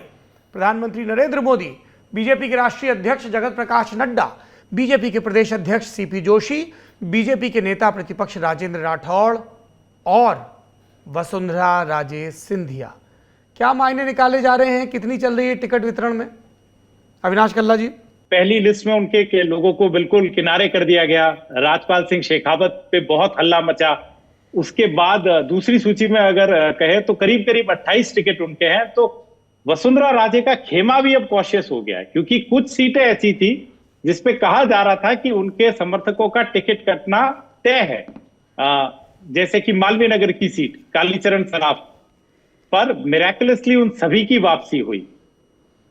एक तो और है उनके प्रताप सिंह सिंघवी, बहुत करीबी है, खानपुर से विधायक है, पर कहते हैं कि उनको भी अपनी सीट पे इतना डाउट था कि क्या वसुंधरा जी की चलेगी या नहीं चलेगी, कि वो संगठन मंत्री जो है चंद्रशेखर, उनके भी चक्कर काटने लग गए कि मेरा कुछ अगर आप देख सके तो करिएगा। पर इन सभी स्पेकुलेशंस, और बड़ा था कि बीजेपी जो पार्टी विद द डिफरेंस है वो शायद एक जनरेशनल शिफ्ट करे, पर पहली लिस्ट के रिजेंटमेंट के बाद उन्हें वसुंधरा राजे को एकोमोडेट करना पड़ा। अब अंदर खाने ये खबर है कि वसुंधरा राजे की लोगों को तीसरी सूची में भी नाम मिलेंगे, और वो भी यही कहेंगे कि मोदी जी के नेतृत्व में हम चुनाव लड़ रहे हैं। पर अगर आपको याद हो कि जब पिछली बार ये कांग्रेस सत्ता में आने वाली स्थिति में थी, तो जैसे ही अशोक गहलोत को नॉमिनेट किया गया, कई राजनीतिक एनालिस्ट ने कहा कि अब मुख्यमंत्री वही बनेंगे। आज की स्थिति में यह नहीं कहा जा सकता कि वसुंधरा राजे मुख्यमंत्री बने ना बने, पर उनकी पोजीशनिंग अब इस तरह हो गई है कि एक मैसेज तो क्लियर है, अगर तीसरी सूची में भी उनके लोगों को नाम मिला तो उनका आगे बढ़ना तय है। भाजपा उनका नाम आगे नहीं करेगी और उसमें वो भी राजी है कि आप हमें एक सम्मानजनक पोजीशन और एक स्टैंडिंग दे दीजिए, फिर हम भी यही कहेंगे कि जय मोदी तय मोदी। अच्छा जी, आनंद चौधरी जी, किस तरह के बयान आ रहे हैं समर्थकों के बीच, किस तरह की प्रचार सामग्री भेजी जा रही है वसुंधरा खेमे की तरफ से और उसकी आलोचनाएं क्या हो रही ये भी बता दीजिए। देखिए सर, पहली सूची जो बीजेपी की आई थी, जो 41 लोगों की जो पहली सूची थी, उसमें जिस तरह से इन्होंने सांसदों को टिकट दिया, 7 सांसदों को, और वसुंधरा राजे खेमे के जो लोगों को टिकट काटकर और इन्होंने दूसरे लोगों को जो टिकट दिया, तो उसके बाद में बीजेपी को ये उम्मीद नहीं थी कि राजस्थान में इस तरह के हालात हो सकते हैं। क्योंकि कल्ला जी भी कई बार लिखते रहते हैं, हमने भी देखा कि उनमें से ज्यादातर जगहों पे विरोध खड़ा हो गया और कुछ जगहों पर तो ऐसा विरोध हो गया कि जैसे झोटवाड़ा है, नरपत सिंह राज भी खुलेआम खुलकर सामने आ गए, और इस तरह के जो नगर में अनिता गुर्जर और तिजारा में उनके सारे जो जितने भी सांसद उन्होंने लड़ाए थे, उनके खिलाफ बड़ा विरोध खड़ा हो गया। तो बीजेपी को ये उम्मीद नहीं थी कि इस तरह का माहौल राजस्थान में बन सकता है, क्योंकि उन्होंने गुजरात में देखा था कि गुजरात में पूरा का पूरा मंत्रिमंडल बदल दिया, तब भी किसी ने कोई जुबान नहीं खोली। लेकिन राजस्थान में एकदम इतना आक्रोश जब उठा तो बीजेपी को दूसरी सूची में अपनी जो है पूरा एक फिर से सोचना पड़ा, और उस सूची में जैसे कल्ला जी ने बताया कि 28 लोग वसुंधरा राजे के समर्थक थे, और अभी भी जो छपड़ा से जो प्रताप सिंह भी बताए और जो बाकी लोग बताए, वो सब उसी सूची में थे। और अभी भी जो आगे की जो सूची भी बनेगी, तो अब इससे वसुंधरा राजे खेमा काफी उत्साहित है, और जिस तरह से सारा चीजें चल रही है और उनके नाम का जिस तरह से आपने कहा कि पोस्टर पे भी 5 ही लोग हैं, तो बाकी लोग जो थे इसके दावेदार थे, या जो लोग कह रहे थे कि भीड़ बहुत हमारे जुट रही है, जैसे सतीश पूनिया है या जो ओम बिरला है, जो मेघवाल हैं, जो बाकी लोग हैं, जितने भी लोग थे वो अब उस गजेंद्र सिंह शेखावत हैं, वो उस लाइन से अब बाहर हो गए हैं। तो अब ये लगने लग गया है कि राजस्थान में अगर बीजेपी को सत्ता में आना है तो वसुंधरा राजे को साथ रखना पड़ेगा, और हो सकता है कि अगर सीटें इसके जो एरिया है जो अपना 200 में से 100 के आसपास रही, तो हो सकता है कि वसुंधरा राजे का नाम भी आगे करना पड़े। ये वसुंधरा राजे से इतर जो और दावेदार हैं पद के, उनकी कितनी चल रही है, जिसमें मौजूदा स्पीकर ओम बिरला हैं, गजेंद्र सिंह शेखावत हैं, सीपी जोशी हैं, अर्जुन राम मेघवाल हैं, और एक लंबी फेहरिस्त है, राजेंद्र राठौड़ हैं। अभी जो स्थितियां चल रही हैं कि जैसे आप देखेंगे कि जैसे ओम बिरला है, ओम बिरला खुद की अगर चुनाव लड़ना चाहें तो खुद लड़ सकते हैं, लेकिन वो वहां उनका प्रभाव नजर नहीं आ रहा है। ऐसे ही मेघवाल हैं, तो मेघवाल खुद की जिले में भी उनका ज्यादा प्रभाव नहीं नजर आ रहा है। राजेंद्र राठौड़ का तो खुद का भी सीट दूसरी हो गई है, तो वो अपनी ही सीट में उलझे हुए हैं। बताइए जरा, ठहर के बताइए, राजेंद्र राठौड़ नेता प्रतिपक्ष, क्यों सीट बदलनी पड़ी? शुरू में देखिए कि इस बार थोड़ा सा उनको माहौल लग रहा था कि पिछली बार उन्होंने एक तालमेल किया था कि जाट वोट उनको मिले और उनके दूसरे जो वोट हैं वो दूसरे प्रत्याशियों से उन्होंने एक तालमेल किया था। तो इस बार उनको लग रहा था कि चूरू जो है, चूरू में उनके लिए मुश्किलें हो सकती है, तो वो एक सेफ सीट तलाश रहे थे। उनकी निगाह विद्याधर नगर पे भी थी, जहां से दिया कुमारी को चुनाव लड़ाया गया है। उनकी नजर जोधपुर संभाग की भी कुछ सीटों पे थी, उनकी बीकानेर में भी 1-2 सीट पे नजर थी, लेकिन अंत में जब तारानगर से उनको चुनाव लड़ाया गया और तारानगर के जो चूरू है वहां से जो सहारण जो एक जाट उम्मीदवार है उनको बनाया गया, तब उनकी थोड़ी सी स्थिति का थोड़ी मजबूत हुई है कि वो एक तालमेल करके चलते हैं। राजेंद्र राठौड़ हमेशा उनको दूसरी जातियों के भी वोट मिलते हैं, तो वो दूसरे जो नेता हैं उनको सपोर्ट करते हैं और वो नेता उनको वहां राजेंद्र राठौड़ को सपोर्ट करते हैं। तो राजेंद्र राठौड़ की स्थिति अभी जब उनके सामने नरेंद्र बुडानिया को लाया गया है, नरेंद्र बुडानिया सांसद भी रहे हैं और इस बार विधायक भी थे, तो हो सकता है उनके खिलाफ थोड़ी एंटी इनकम्बेंसी हो, उसमें राजेंद्र राठौड़ सोच रहे हैं कि हमारी नैया पार हो जाए। अच्छा, आपने अपने जवाब में जोधपुर का जिक्र किया। अविनाश कल्ला जी, जोधपुर से गजेंद्र सिंह शेखावत के चुनाव लड़ने की कितनी चर्चाएं हो रही थी, क्या हुआ? इतनी चर्चाएं हो रही थी, वो सबसे चर्चित चेहरे हैं। जब उन्होंने लोकसभा में बड़ी जीत हासिल करी थी तो उन्होंने कई बार ये कहा था कि अशोक गहलोत के पुत्र को उनके होम बूथ पे भी उन्होंने हराया है। तो इससे एक्सपेक्टेशन बढ़ी, वो एक दावेदार थे। राजस्थान में जो कहते हैं ना चेंज ऑफ गार्ड की शुरुआत भी बीजेपी ने उन्हीं के साथ करी थी, जब उनको प्रदेश अध्यक्ष बनाने के लिए भेजा गया और वो 72 दिन तक खींचतान रही। तो अब सबसे बड़ा नाम जिसपे सबकी निगाह है कि गजेंद्र सिंह क्या विधायकी का चुनाव लड़ेंगे, और अगर लड़ेंगे तो कहां से, उस पर अभी कोई कॉन्क्रीट डिसीजन नहीं बन पाया है। जोधपुर जिले में ही 10 सीटें ऐसी, इसमें से 5 या 6 सीटों पर राजपूत वोट बैंक ज्यादा है, पर उसमें से भी अभी गजेंद्र सिंह ये तय नहीं कर पाए या उनका आला कमान तय नहीं कर पाया कि इनको लड़ाएं कि ना लड़ाएं। बयान सबसे ज्यादा वो देते हैं, पर push comes to shove, contest अगर देखा जाए तो वही होगा कि सरदारपुरा में एक फेस ऑफ हो, क्योंकि वो और अशोक गहलोत जितनी सुर्खियां बनाते हैं अपने बयानों में एक दूसरे के लिए, उतनी शायद ही अब कोई बना रहा हो। पर उसकी उम्मीद मुझे नहीं लगता कि वो ये रिस्क लेंगे कि अशोक गहलोत के सामने कंटेस्ट करें। हाँ, सूरसागर या जोधपुर शहर में से वो एक सीट देख सकते हैं। बात ये भी चल रही है कि वो साथ में शेरगढ़ या कोई और सीट पे चले जाए, पर गजेंद्र सिंह को लेके सबसे बड़ा थर्ड लिस्ट में अगर कोई नाम जिसपे सबकी निगाहें रहेंगी तो वो गजेंद्र सिंह है। पर देखते हैं। आप जिक्र कर रहे हैं, मुख्यमंत्री अशोक गहलोत ने गजेंद्र सिंह सहवाग शेखावत का नाम लेते हुए कहा इथियोपिया में इनके इन्वेस्टमेंट की शिकायत हुई, एसओजी बार बार ईडी से कार्रवाई के लिए रिक्वेस्ट कर रही पर कार्रवाई नहीं हुई है। संजीवनी वाले केस में भी कितनी बार ईडी में रिक्वेस्ट की पर जांच नहीं हुई, ये बार बार। तो इनका दोनों का मुठभेड़ तो सबको सामने दिखता रहता है। एक बात बताइए, उधर कांग्रेस में प्रभारी रंधावा और भाजपा में प्रभारी अरुण सिंह, ये प्रभारियों की क्या राजनीति चल रही है? किसी का कोई, ये प्रभारी जरूर है पर प्रभाव कुछ भी नहीं छोड़ पा रहे। और कांग्रेस में तो रंधावा जी ने, कांग्रेस की तो अगर हम हिस्ट्री ले, अविनाश पांडे से लगा के, अविनाश पांडे कुछ तालमेल बिठा नहीं पाया। पहले सचिन के साथ दिखते थे, फिर जब राज आया तो अशोक गहलोत की तरफ चले गए, फिर आए अजय माकन, तो अजय बाबू अपने संघर्षों के साथ ही रहे। उन्होंने कई बार सोनिया जी को भी कहा कि मुझे ये पद से मुक्ति दीजिए। उसके बाद रंधावा आए, तो इनकी कोई पकड़ नहीं है। अरुण सिंह स्टेबल रहे हैं, बीजेपी ने उनको चेंज नहीं किया और उनके बयानों में भी कोई बहुत ज्यादा स्टैंड है नहीं, और ना वो यहाँ की जमीनी हकीकतों से ज्यादा जानते हैं। वो आते हैं, फंक्शन में बैठते हैं, एक दो चीज जहां उनको पार्टिसिपेट करना होता है करे और चले गए। उनके बयानों में भी कोई बहुत बड़ा सीरियसनेस नहीं लिया जाता। तो दोनों ही जगह पे प्रभारी की उतनी नहीं चल रही है। यहाँ जो ज्यादा चलाते हैं भाजपा में कहते हैं वो संगठन महामंत्री है, उनकी सबसे ज्यादा चलती है, और कांग्रेस में तो मुख्यमंत्री चंद्रशेखर की। जी जी जी जी।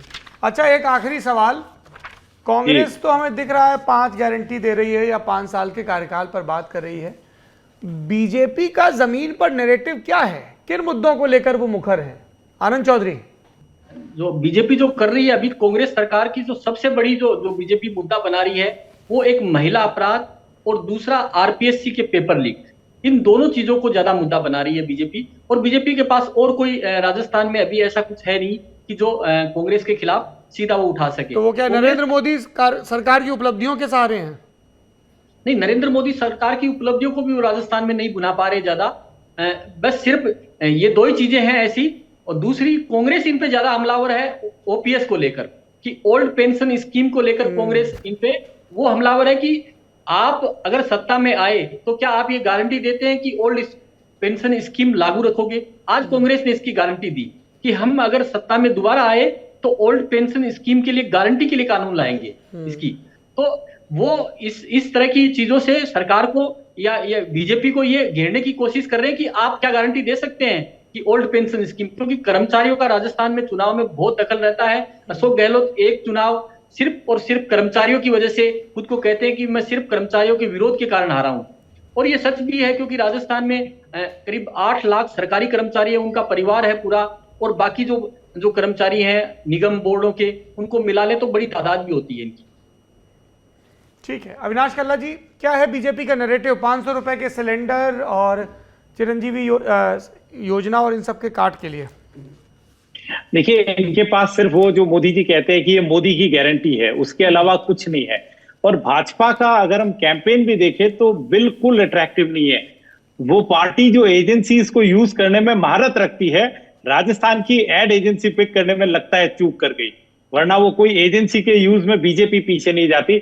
शायद इकलौता ऐसा जगह होगी जहां पोस्टर्स में मोदी का चेहरा छोटा दिख रहा है, पता ही नहीं पड़ता कि ये बीजेपी का कैंपेन चेहरा है। कोई भी एक नागरिक की फोटो लगा देते हैं।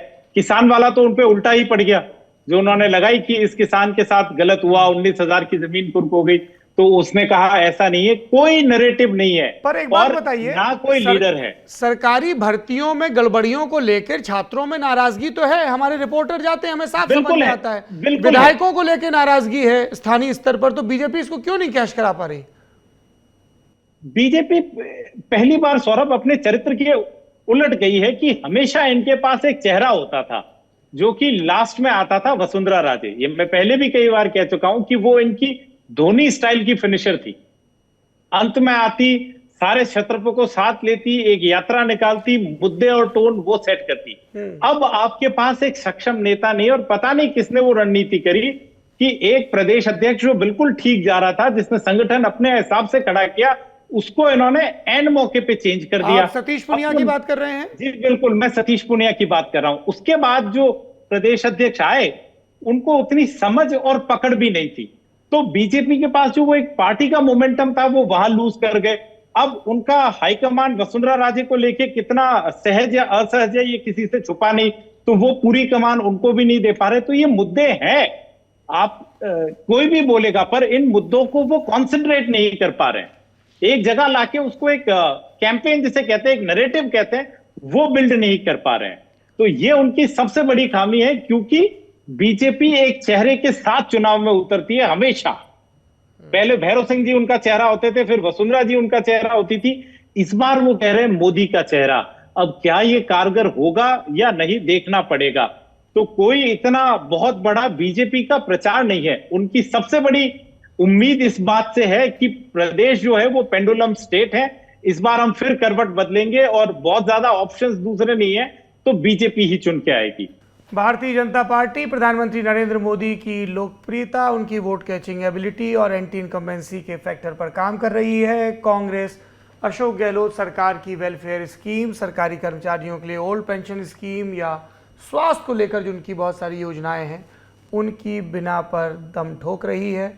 मुकाबला दिलचस्प है, राजस्थान पर हमारी नज़र बनी रहेगी, और अगले हफ्ते जब हम अगला नेता नगरी करेंगे, उससे पहले हमारी रिपोर्टिंग टीमें भी ज़मीन पर उतर चुकी होंगी। इस प्रदेश पर हमारी नज़र बनी रहेगी। अविनाश कल्ला जी, आनंद चौधरी जी, आप दोनों का बहुत बहुत धन्यवाद। बढ़ते हैं अगले सत्र की तरफ। सब कुछ बहुत बढ़िया से चल रहा था, अच्छी बातचीत हो रही थी, नेता नगरी का पूरा आनंद उठाया जा रहा था। इतने में सौरभ जी की फिर से व्यस्तता हो गई और मुझे फिर से दे दी जिम्मेदारी कि जाओ भैया तुम नेता नगरी करो। तो फिर से वही वाला आग्रह है कि उनके जितना तो मुझसे उम्मीद मत कीजिएगा, मेरा जितना है उतने को स्वीकार कर लीजिएगा। अब ब्रेक के बाद आप कहेंगे, एक छोटे से अंतराल के बाद, जो राजस्थान की अभी बातचीत हुई उसके बाद अब हम छत्तीसगढ़ की राजनीति पे बात करेंगे। छत्तीसगढ़ में चुनाव जो होने वाले हैं, सबसे पहले वोटिंग हिंदी हार्टलैंड में, अगर इन तीनों राज्यों की बात करें तो पहले चरण का चुनाव छत्तीसगढ़ में 7 तारीख को होने वाला है। चूंकि नक्सल बेल्ट है तो वहाँ पे अपनी चुनौतियाँ हैं।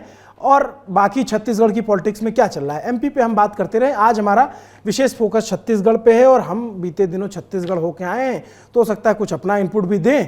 तो छत्तीसगढ़ की राजनीति पर बात करने के लिए क्या है भूपेश बघेल की पॉलिटिक्स, रमन सिंह खेमे में, बीजेपी खेमे में क्या चल रहा है, इन सब पे बात करने के लिए छत्तीसगढ़ के वरिष्ठ पत्रकार सुनील कुमार जी हमारे साथ हैं, जो छत्तीसगढ़ नामक अखबार वेब पोर्टल के संपादक हैं। सर, आपका बहुत बहुत स्वागत है। नमस्कार। हमारे साथ जो है इंडिया टुडे ग्रुप की हमारी सहयोगी सुमी राजप्पन भी हैं। सुमी, आपका भी बहुत बहुत स्वागत है। Thank you so much. मैं देख पा रहा हूँ आपके पीछे जो है कुछ सड़क वड़क है, लाइट वाइट जल रही है, बड़ा दिव्यता महसूस हो रही है वहाँ पे। क्या रायपुर में बैठी हैं आप? जी नहीं, मैं कांकेर में हूँ। अच्छा। और एक स्पेशल शूट के लिए, राजदीप सर देसाई सर के election on my plate shoot के लिए हम कांकेर आए थे आज। अच्छा। कांकेर का दौरा कर रहे थे क्योंकि मैं बस्तर दिखाना चाहती थी राजदीप सर को, और यहाँ की थोड़ी सी पॉलिटिक्स से उनको रूबरू कराना चाहती थी। कैसी चल रही है उस पॉलिटिक्स पे आएंगे और आपसे पूछेंगे आसपास कांकेर क्या है, बस्तर क्या है। दिल्ली वालों के लिए अबूझ माड़ कुछ ज्यादा अबूझ है छत्तीसगढ़ वासियों के मुकाबले।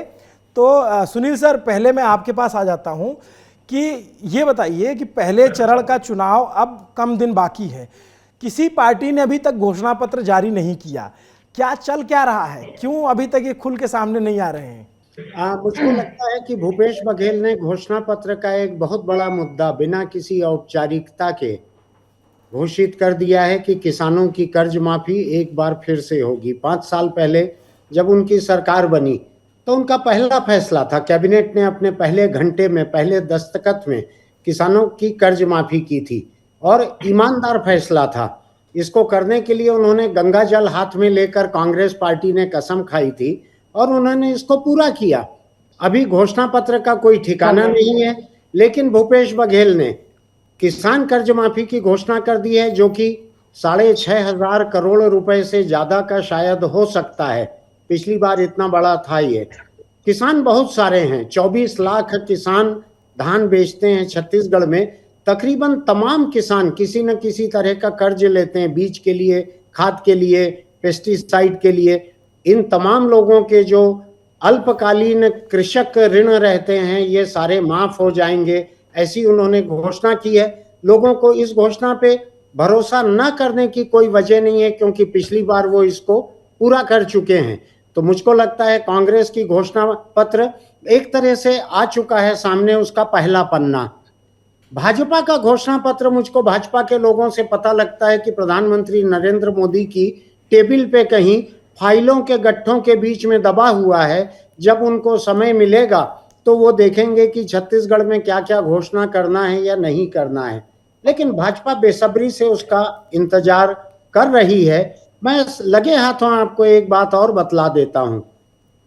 भाजपा इस बात को लेकर बहुत बड़ा भरोसा रख रही है कि उसका घोषणा पत्र कांग्रेस के मुकाबले 21 रहेगा।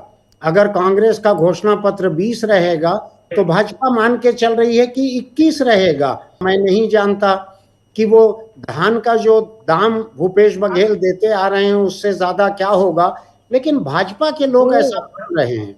सर एक बात बताइए कि अब की बार किसानों ने धान बेचा है कि नहीं बेचा है? क्योंकि छत्तीसगढ़ में कहा जाता है कि अगर किसानों ने धान बेच दिया तो सरकार की गुंजाइश है वापसी की, नहीं बेचा तो इसका मतलब अगली सरकार का वो इंतजार कर रहे हैं। क्या है धान की पॉलिटिक्स?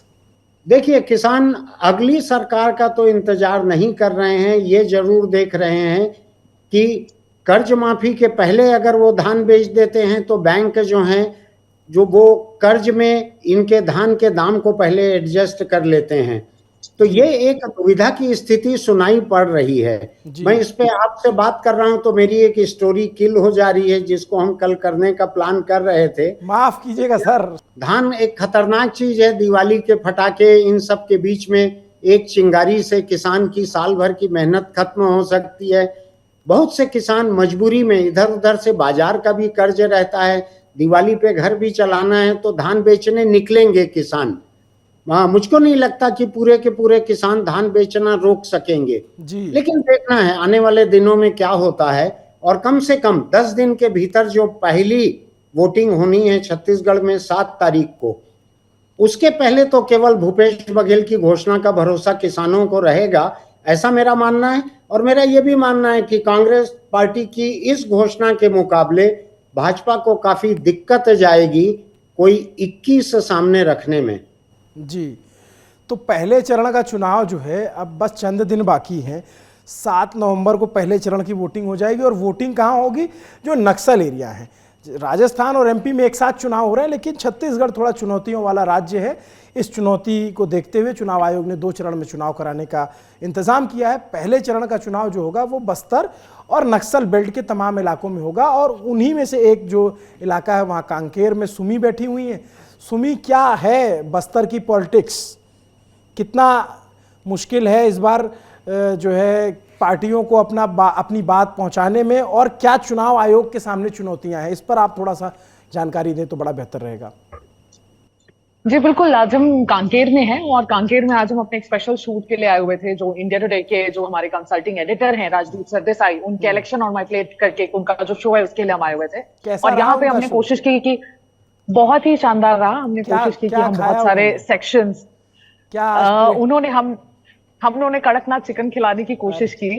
और तो एक कांकेर से तो यही एक बहुत बड़ा टेक अवे हम लेके जा रहे हैं, लेकिन उसके अलावा जो बहुत बड़ा एक टेक अवे था वो ये था कि हमने बहुत सारे डिफरेंट सेक्शंस ऑफ लोगों से बात करने की कोशिश की, और सबसे बड़ा सेक्शन था फार्मर सेक्शन। हम कुल 2-3 गांव गए और हमने फार्मर्स, जो स्मॉल मार्जिनल फार्मर्स हैं, उनके साथ कनेक्ट करने की कोशिश की, और उन फार्मर्स के साथ कनेक्ट करने पे पता चला, और ये फर्स्ट रिएक्शन इनफैक्ट देखने को मिला कि कर्ज माफी का किस तरह से रिस्पॉन्स आ रहा है लोगों में। कर्ज माफी को लेकर जो 2018 का मैजिक फैक्टर रहा, वो इस बार क्या 2023 में भी एक मैजिकल फैक्टर रहेगा। इलेक्टोरली कितना इंपॉर्टेंट रहेगा, ये जो पोल प्रॉमिस है कांग्रेस ने जो दोबारा किया है, शक्ति जिले में भूपेश बघेल ने इस चीज को दोबारा कहा, और इसको कर देने के बाद काफी ओवरवेलमिंग रिस्पॉन्स रहा। इनफैक्ट हम मीडिया के सभी लोग बहुत पॉजिटिवली, अब एक मन में हमने एक सोच लिया था कि अब कांग्रेस के लिए बहुत इजी केक वॉक होने वाला है यहाँ पर, लेकिन जब हम ग्राउंड पे पहुंचे तो हमें पता चला कि इतना इजी भी नहीं होने वाला। इनफैक्ट कांकेर के जो फार्मर्स है वो लगातार ये कह रहे हैं कि जो कर्ज माफी हुई है उससे हमें ज्यादा कोई फायदा नहीं होगा। इनफैक्ट जो स्मॉल फार्मर्स होते हैं, मार्जिनल फार्मर्स होते हैं, उनकी जरूरतें कम होती है, उनके लिमिटेड स्पेस की वजह से, लिमिटेड एकर्स ऑफ लैंड की वजह से उनका जो कर्ज का अमाउंट होता है वो उतना ज्यादा नहीं होता है। ये जो कर्ज माफी है इस बार, बहुत लार्ज फार्मर्स जिनके 5 लाख 6 लाख तक के लोन्स होते हैं, उनको ये बहुत हेल्प करेगा, but somewhere down the line जो स्मॉल फार्मर्स होते हैं उनके लिए उतना हितकारी नहीं होने वाला है। एंड उसके अलावा अगर हम देखें तो लोगों ने ये भी पॉइंट आउट किया कि उन्हें सड़कों की जरूरत है। इनफैक्ट फार्मर्स ने ये पॉइंट आउट किया बहुत कि अब तक के जितने भी इलेक्शंस रहे हैं उसमें एमएलए कभी उनके पास नहीं आते, लेकिन ये जो पूरे देश में ये चीज होती है, यहाँ पे भी होती है, आम बात है। तो उन्होंने पॉइंट आउट किया कि अब जो एमएलएज हैं वो आने शुरू हो गए, उनके मैसेजेस हमारे पास पहुंचने शुरू हो गए हैं, लेकिन 4 साल इनमें से कोई भी नहीं आया, किसी ने शक्ल नहीं दिखाई। हमारे इतने जो रोड्स खराब हुए हैं उसकी वजह ये नॉन डेवलपमेंट इनकी जो पॉलिसीज हैं वो रही हैं, लेकिन उसके अलावा भी ये रहा है कि काफी ज्यादा फैमिली मेंबर्स को उन्होंने उन गंदे रोड्स की वजह से खोया है। तो फार्मर्स का एक नया मुद्दा मुझे उठाते हुए नजर आया, वो था रोड्स, और वो कह रहे हैं कि उनकी जितनी भी खाद है, पेस्टिसाइड्स है, ये सारी चीजों की जो कॉस्ट है वो काफी मैनेज हो जानी चाहिए, वो कम हो जानी चाहिए, क्योंकि बेरोजगारी, मुझे माफ कीजिएगा, जो किश्त जा रही है फार्मर्स को वो तो डेफिनेटली जा रही है, लेकिन उनके सेविंग्स कहीं ना कहीं नहीं हो पा रहे हैं, क्योंकि जैसे जैसे आप वो अमाउंट बढ़ाते जा रहे हैं, 2640 है अभी जो अमाउंट है धान खरीदी का, वो अमाउंट आप अगर धीरे धीरे उसको बढ़ाते जाएंगे तो हमारे जो खर्चे हैं वो भी धीरे धीरे बढ़ते जा रहे हैं। एक कहीं ना कहीं विशियस सर्कल है। उन्होंने कहा नेवर एंडिंग एक फाइट है, लेकिन हमारी सेविंग्स बढ़े, इस चीज का ख्याल अब गवर्नमेंट को रखने की जरूरत है। तो मुझे एक डिसप्लेजर कहीं ना कहीं फार्मर्स में, यहाँ पे 3 गांवों के फार्मर्स में देखने को मिला, और वो काफी एक इंटरेस्टिंग फैक्टर था। मुझे लग रहा था कि फार्मर सेक्शन कंप्लीटली प्लीज्ड है, जो अब ग्राउंड हिट करने के बाद मुझे ऐसा नहीं लग रहा कि एक बहुत ही प्लीज्ड सेक्शन है फार्मर्स यहाँ पर। और उसके अलावा अब बस्तर की बात करें तो कन्वर्जन बहुत बड़ा मुद्दा है यहाँ पर। कन्वर्जन इतना बड़ा मुद्दा हो चुका है कि हर एक घर में कन्वर्जन की एक एक कहानी है, कोई कन्वर्जन से पीड़ित है, कोई उसकी अगेंस्ट है।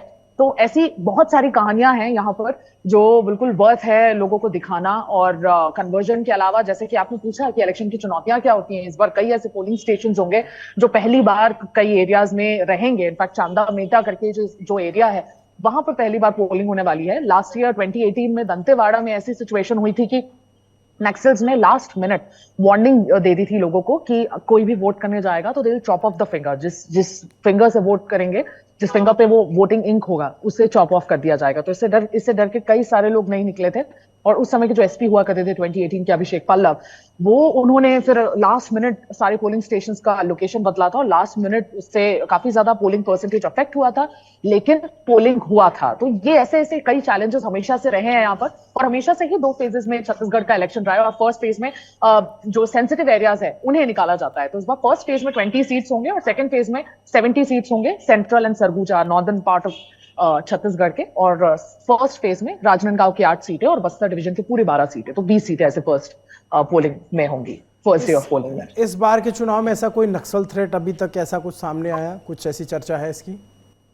या I mean in fact quite recently 2 दिन पहले ही ऐसा हुआ कि नक्सल्स ने जो नागेश पदम है, अक्टूबर में एक एम्बुश में उनकी डेथ हो गई थी। वो नक्सल लीडर है, नक्सल लीडर रहे और उनकी डेथ हुई। तो उनके डेथ को अवेंज करने के लिए, उसके बदले के तौर पे 2 दिन पहले ही बीजापुर हाईवे में काफी ज्यादा तमाशा हुआ और वो ड्रामा काफी एंस्यू किया।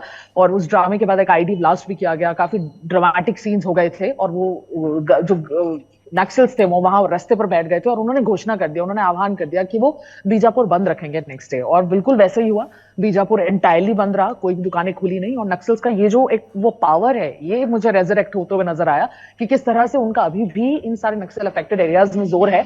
और अगर वो किसी चीज का आह्वान देते हैं तो वो कंप्लाई होता है, यहाँ के लोगों में उस चीज का अभी भी डर है।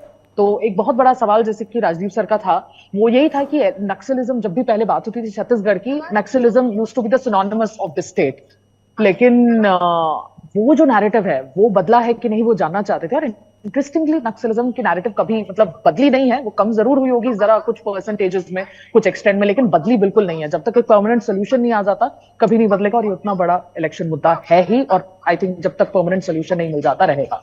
तो अभी भी उस तरीके की गश्ती और उस तरीके की जो है बंदोबस्त की ज़रूरत है। और प्लस ये बात तो समझ में आ गई आपकी इस बात से। पिछली बार बस्तर रीजन में जो हम चुनावी नतीजे रहे उसमें कांग्रेस ने स्वीप किया था, और इस बार उस प्रदर्शन को बरकरार रखने के लिए कांग्रेस अपने उनके अध्यक्ष खुद चुनाव में उतर रहे हैं, और वो दीपक बैज किसी सीट से, बस्तर की किसी सीट से चुनाव लड़ने जा रहे हैं। जी जी बिल्कुल, वो चित्रकूट से चुनाव लड़ने जा रहे हैं, चित्रकूट से। और बीजेपी ने भी पूरा जोर लगा रखा है। बीजेपी ने एक कोंडा गांव की कोई सीट है जहां से किसी कलेक्टर को उतार दिया है, पूर्व कलेक्टर को।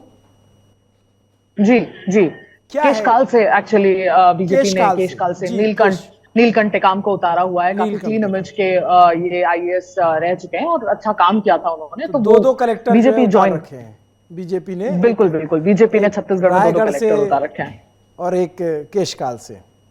जी, तो अब की बार का क्या सिनेरियो नजर आ रहा है बस्तर इलाके में? आपकी बार का सिनेरियो ये नजर आ रहा है कि पिछले बार कांग्रेस का बेस्ट एवर परफॉर्मेंस था, सारे ही स्वीप हुए थे सीट्स, यहाँ पे 12 सीट्स थे यहाँ पर, और सारे ही स्वीप हो गए थे, क्योंकि एंटी इनकम्बेंसी फैक्टर बीजेपी के अगेंस्ट इतना बड़ा हो चुका था कि उसके आगे लोगों को कुछ नजर नहीं आ रहा था। दे वांटेड अ चेंज, वो एक वेव था, उस वेव के चलते पूरे बस्तर की सीट स्वीप हो चुकी थी। बट इस बार ऐसा होते हुए नजर नहीं आ रहा है। कहीं ना कहीं एक सेंस ऑफ कंफ्यूजन मेरे को देखने को मिला। मैंने जितने भी लोगों से बात की, एक सेंस ऑफ कंफ्यूजन है। वो ये बात कहते हुए नजर आ रहे थे कि विधानसभा में हो सकता है हम कांग्रेस को थोड़ा बहुत एज दे दें, लेकिन हम पार्लियामेंट्री इलेक्शंस में will definitely go for BJP, will definitely go for PM Modi. तो वो पीएम मोदी का चेहरा भी मुझे यहाँ पर नजर आ रहा था कि किस तरह से पीएम मोदी का चेहरा विधानसभा इलेक्शंस में भी थोड़ा सा क्रूशियल एक फैक्टर बन के उभर सकता है। तो एक सेंस ऑफ कंफ्यूजन मुझे लग रहा है पीएम मोदी के नाम से यहाँ पर बस्तर में देखने को मिल रहा है। और बस्तर में इस बार कांग्रेस के लिए टफ फाइट होने वाली है। उनके लिए जितनी भी 29 सीट्स है एसटी की, ट्राइबल कम्युनिटी की, वो इस बारी मुश्किल होगी उनको उतने सीट्स निकाल पाना। और वो उसके बहुत सारे रीजंस है। उसके रीजंस ट्राइबल कम्युनिटी की तरफ उतना ध्यान नहीं देना भी है। और जैसे कि मैं कह रही थी पहले कि कन्वर्जन का मुद्दा बहुत बड़ा हो गया है। कन्वर्जन हर एक घर घर की कहानी हो गई है। एक नॉन क्रिश्चियन ट्राइबल है तो वो कन्वर्जन के अगेंस्ट है, और अगर क्रिश्चियन ट्राइबल है तो उनकी बॉडीज को जलाने के लिए उन्हीं के पट्टे वाले जमीन में उनको 2 बीघा जमीन नहीं मिल रही है। जो है बीजापुर में इसको लेकर के हंगामा भी हुआ था और एसपी को चोट भी लगी थी। जी जी, नारायणपुर में वो हंगामा हुआ था। हमने कवर किया था, और बहुत बहुत अच्छा वो सिनेरियो नहीं था। इनफैक्ट बहुत ही ज्यादा वायलेंस देखने को मिला था। और जब नेक्स्ट डे हम आए थे तो बहुत ज्यादा जो हार्मनी है वो टूटी हुई थी उस इलाके की। और जो क्रिश्चियन लोग थे, क्रिश्चियन ट्राइबल्स, उनमें उस चीज का डर है। उनमें इनफैक्ट उनको पट्टा नहीं मिल रहा है। आज हमें जो बात करने से ये पता चला कि कई क्रिश्चियन ट्राइबल्स ऐसे हैं जिनको पट्टा नहीं मिल रहा है बिकॉज दे आर क्रिश्चियंस। और अगर उन्हें पट्टा मिल गया है तो उन्हीं की जमीन पे 2 बीघा जमीन नहीं मिल रही है। In fact went to a families house जहाँ पे उन्हें उन्हीं की जमीन पे जब उन्होंने अपने रिलेटिव का एक सर थे, एक जनाब थे, उनके बेटे की डेथ हुई, और वो अपने ही बेटे की डेथ के बाद उनके शव को उन्होंने दफनाया, फ्यूनरल करने के लिए उन्होंने दफनाया। तो जब दफनाया तो जो जितने भी नॉन क्रिश्चियन ट्राइबल्स है वो उस एरिया में आए और उन्होंने वो शव निकाल के उन्हें धमकाने लगे और कहा कि आप इसे यहाँ नहीं अब दफना सकते, कहीं और लेके जाइए। और फिर वो कांकेर लेके, और कांकेर में उन्होंने कोनी सी एक जगह कॉर्नर साइड पकड़ा और वहां पर उन्होंने दफनाया। तो ये काफी एक जो जद्दोजहद है, ये इनफैक्ट नारायणपुर में भी यही केस था। ये एक एम्ब्रॉयलिंग एक फाइट है जो यहाँ पे बहुत महीनों से चली आ रही है, और ये अंडर करंट कहीं ना कहीं बहुत ज्यादा है। और जो क्रिश्चियन ट्राइबल्स है उनको लग रहा है कि कांग्रेस ने उन्हें उनके राइट्स को, उनके फंडामेंटल राइट्स को प्रोटेक्ट करने के लिए कुछ नहीं किया, और बीजेपी पे उनका ट्रस्ट नहीं है। तो वो अपना ट्रस्ट इस बार किस पे प्लेस करेंगे ये देखना काफी इंटरेस्टिंग होगा। और इसी कन्वर्जन की वजह से ही, कन्वर्जन और ऐसे कई मुद्दों की वजह से ही मुझे ऐसा लगता है कि Bastar is not going to be a cakewalk for the Congress for sure. अच्छा सुनील सर, मैं आपके पास आऊँ कि बस्तर के बारे में भी हम सुमी से जान रहे थे। आपको क्या फीडबैक मिल रहे हैं जो पहले चरण का 20 सीटों पे मतदान होने वाला है, उस पे कैसा फीडबैक है, कैसी फाइट है और मुद्दे क्या हैं? धान के अलावा, धान तो एक बड़ा मुद्दा है ही। बहुत ज्यादा अपना अंदाज अभी नहीं बता सकता क्योंकि चुनाव को कुछ दिन बाकी हैं, लेकिन मैं कुछ मुद्दे आपको बतला सकता हूं। बस्तर की जो 12 सीटें हैं उनमें कांग्रेस और बीजेपी के अलावा कम से कम 5 और ऐसे ग्रुप हैं, पॉलिटिकल पार्टी या ग्रुप, जो चुनाव लड़ रहे हैं। जिनमें से एक वहां अरविंद नेताम जो कांग्रेस के सबसे बड़े नेता थे, उन्होंने एक हमर राज पार्टी बनाई है आदिवासियों की जी। वहां पर आम आदमी पार्टी के कैंडिडेट भी लड़ रहे हैं, वहां पर बसपा के कैंडिडेट भी हैं, वहां जोगी कांग्रेस के कैंडिडेट भी हैं। इस तरह से वहां कांग्रेस और बीजेपी के अलावा 5 अलग अलग पार्टियों के कैंडिडेट हैं। मुझको ऐसा लगता है कि बस्तर की 12 सीटों पे ये पांचों कैंडिडेट मिलकर 5,000 से लेकर 10,000 तक वोट अगर ये पाते हैं तो ये किस तरह से बैलेंस को टिल्ट करेंगे, ये अंदाज लगाना अभी बड़ा मुश्किल है। आज हम कोशिश कर रहे थे उसको एनालाइज करने की, लेकिन इनमें से कई पार्टियां ऐसी हैं जिनके कैंडिडेट पहली बार लड़ रहे हैं, उनके बारे में हम अंदाज नहीं लगा पा रहे हैं कि ये कितने वोट पाएंगे। लेकिन मैं आपको एक बात कह सकता हूं कि अगर कांग्रेस और भाजपा की किस्मत बस्तर की इन 12 सीटों पे इन दोनों पार्टियों के अपने हाथ में न होकर इन 5 छोटी पार्टियों के हाथ में रहेगी तो मुझको जरा भी हैरानी नहीं होगी। मुझको ये भी लगता है कि ये पार्टियां कितने वोट काटेगी, किसके वोट काटेगी, इस पे भी नतीजे डिपेंड कर सकते हैं। एक छोटा सा करेक्शन ये है कि पिछले विधानसभा चुनाव में बस्तर की 12 से 12 सीटें कांग्रेस को नहीं मिली थी। एक सीट पे 11 सीटें मिली थी। एक बीजेपी को महेंद्र कर्मा की पत्नी चुनाव हार गई थी। हाँ, जो कि बाद में जब बाई इलेक्शन हुआ एक, तो उस बाई इलेक्शन में कांग्रेस ने उस सीट को वापस गेन कर लिया। तो आज जब वो चुनाव लड़ने जा रही है तो उसके पास पूरे 12 विधायक वहां पे जीते हुए हैं जी। लेकिन एक दिलचस्प बात देखिए कि दीपक बैज जो कि सांसद हैं, और मैं उनका एक महत्व इसलिए मानता हूं, बस्तर से आदिवासी सांसद हैं, कांग्रेस पार्टी के लोकसभा के लड़के आए हैं। उनका सिग्निफिकेंस इसलिए है कि छत्तीसगढ़, मध्य प्रदेश और राजस्थान, इन 3 राज्यों में लोकसभा चुनाव में 2019 के कुल 3 कांग्रेस सांसद जीत के आए थे, जिसमें से एक दीपक बैज थे। राजस्थान में कोई नहीं था, मध्य प्रदेश में कमलनाथ के बेटे नकुल नाथ थे, छत्तीसगढ़ में 2 लोग थे, एक ज्योत्सना महंत थी जो कि यहाँ के स्पीकर चरणदास महंत की पत्नी है, एक दीपक बैज थे। ऐसे सांसद अपनी संसदीय सीट के बजाय अगर विधानसभा का चुनाव लड़ रहे हैं तो मैं आपसे कह सकता हूं कि वो केवल विधायक बनने के लिए नहीं लड़ रहे हैं। ऐसा अंदाज है लोगों का कि उनके मन में एक मुख्यमंत्री बनने की महत्वाकांक्षा भी हो सकती है कि मैं अगर विधायक रहूंगा तो विधायक दल के भीतर मेरी बारी आ सकती है। हालांकि उनको अध्यक्ष बनाया भूपेश बघेल ने है, लेकिन हो सकता है कि उनकी महत्वाकांक्षा अब जाग गई हो, और महत्वाकांक्षा राजनीति में बुरी चीज तो है नहीं। तो बस्तर की 12 सीटें, इसके बारे में मेरा अंदाज मैं नहीं बताता, मेरा कोई अंदाज नहीं है, लेकिन जो मुझको लोगों से सुनाई पड़ रहा है, मैंने कई पत्रकारों से बात की है, राजनीतिक दलों के लोगों से बात की है, अफसरों से बात की है, उनका अंदाज ये है कि बस्तर इस बार 50-50 रहेगा। अगर कांग्रेस वहां 12 में से 6 सीटें पा जाएगी तो कोई हैरानी नहीं है, कांग्रेस को मलाल नहीं होना चाहिए, माहौल उससे ज्यादा अच्छा नहीं है। लेकिन लोगों का ऐसा ही कहना जिसपे हम चर्चा नहीं कर रहे हैं, उत्तर छत्तीसगढ़ का सरगुजा का जो इलाका है जहां 14 सीटें हैं, पूरी की पूरी 14 सीटें थोक में, जैसे 1 दर्जन सीटों पे 2 फ्री, ऐसा ऑफर था पिछली बार और कांग्रेस को तमाम 14 सीटें मिल गई थी। लोगों का कहना है इस बार वहां भी आधी सीटें मिल जाए कांग्रेस को तो काफी रहेगा। तो कुल मिलाकर बस्तर और सरगुजा की 26 सीटों में से अगर 14 सीटें अगर कांग्रेस को मिल जाती हैं, 6 इधर और 7 उधर, ऐसा 13 सीटें 26 में से, तो लोग मानते हैं कि कांग्रेस का एक अच्छा परफॉर्मेंस यहाँ पर रहेगा। मेरा ये मानना है कि कांग्रेस और भाजपा से परे जो 5 बाकी पार्टियां हैं, इन पार्टियों का परफॉर्मेंस बहुत मायने रखेगा, और कांग्रेस और भाजपा जितनी मेहनत करनी है कर लें। ये पार्टियां जो हैं ये इतनी सक्षम हैं कि कहीं भी बैलेंस को टिल्ट कर सकेंगी। लेकिन ये केवल बस्तर की 12 सीटों के बारे में कह रहा हूं मैं।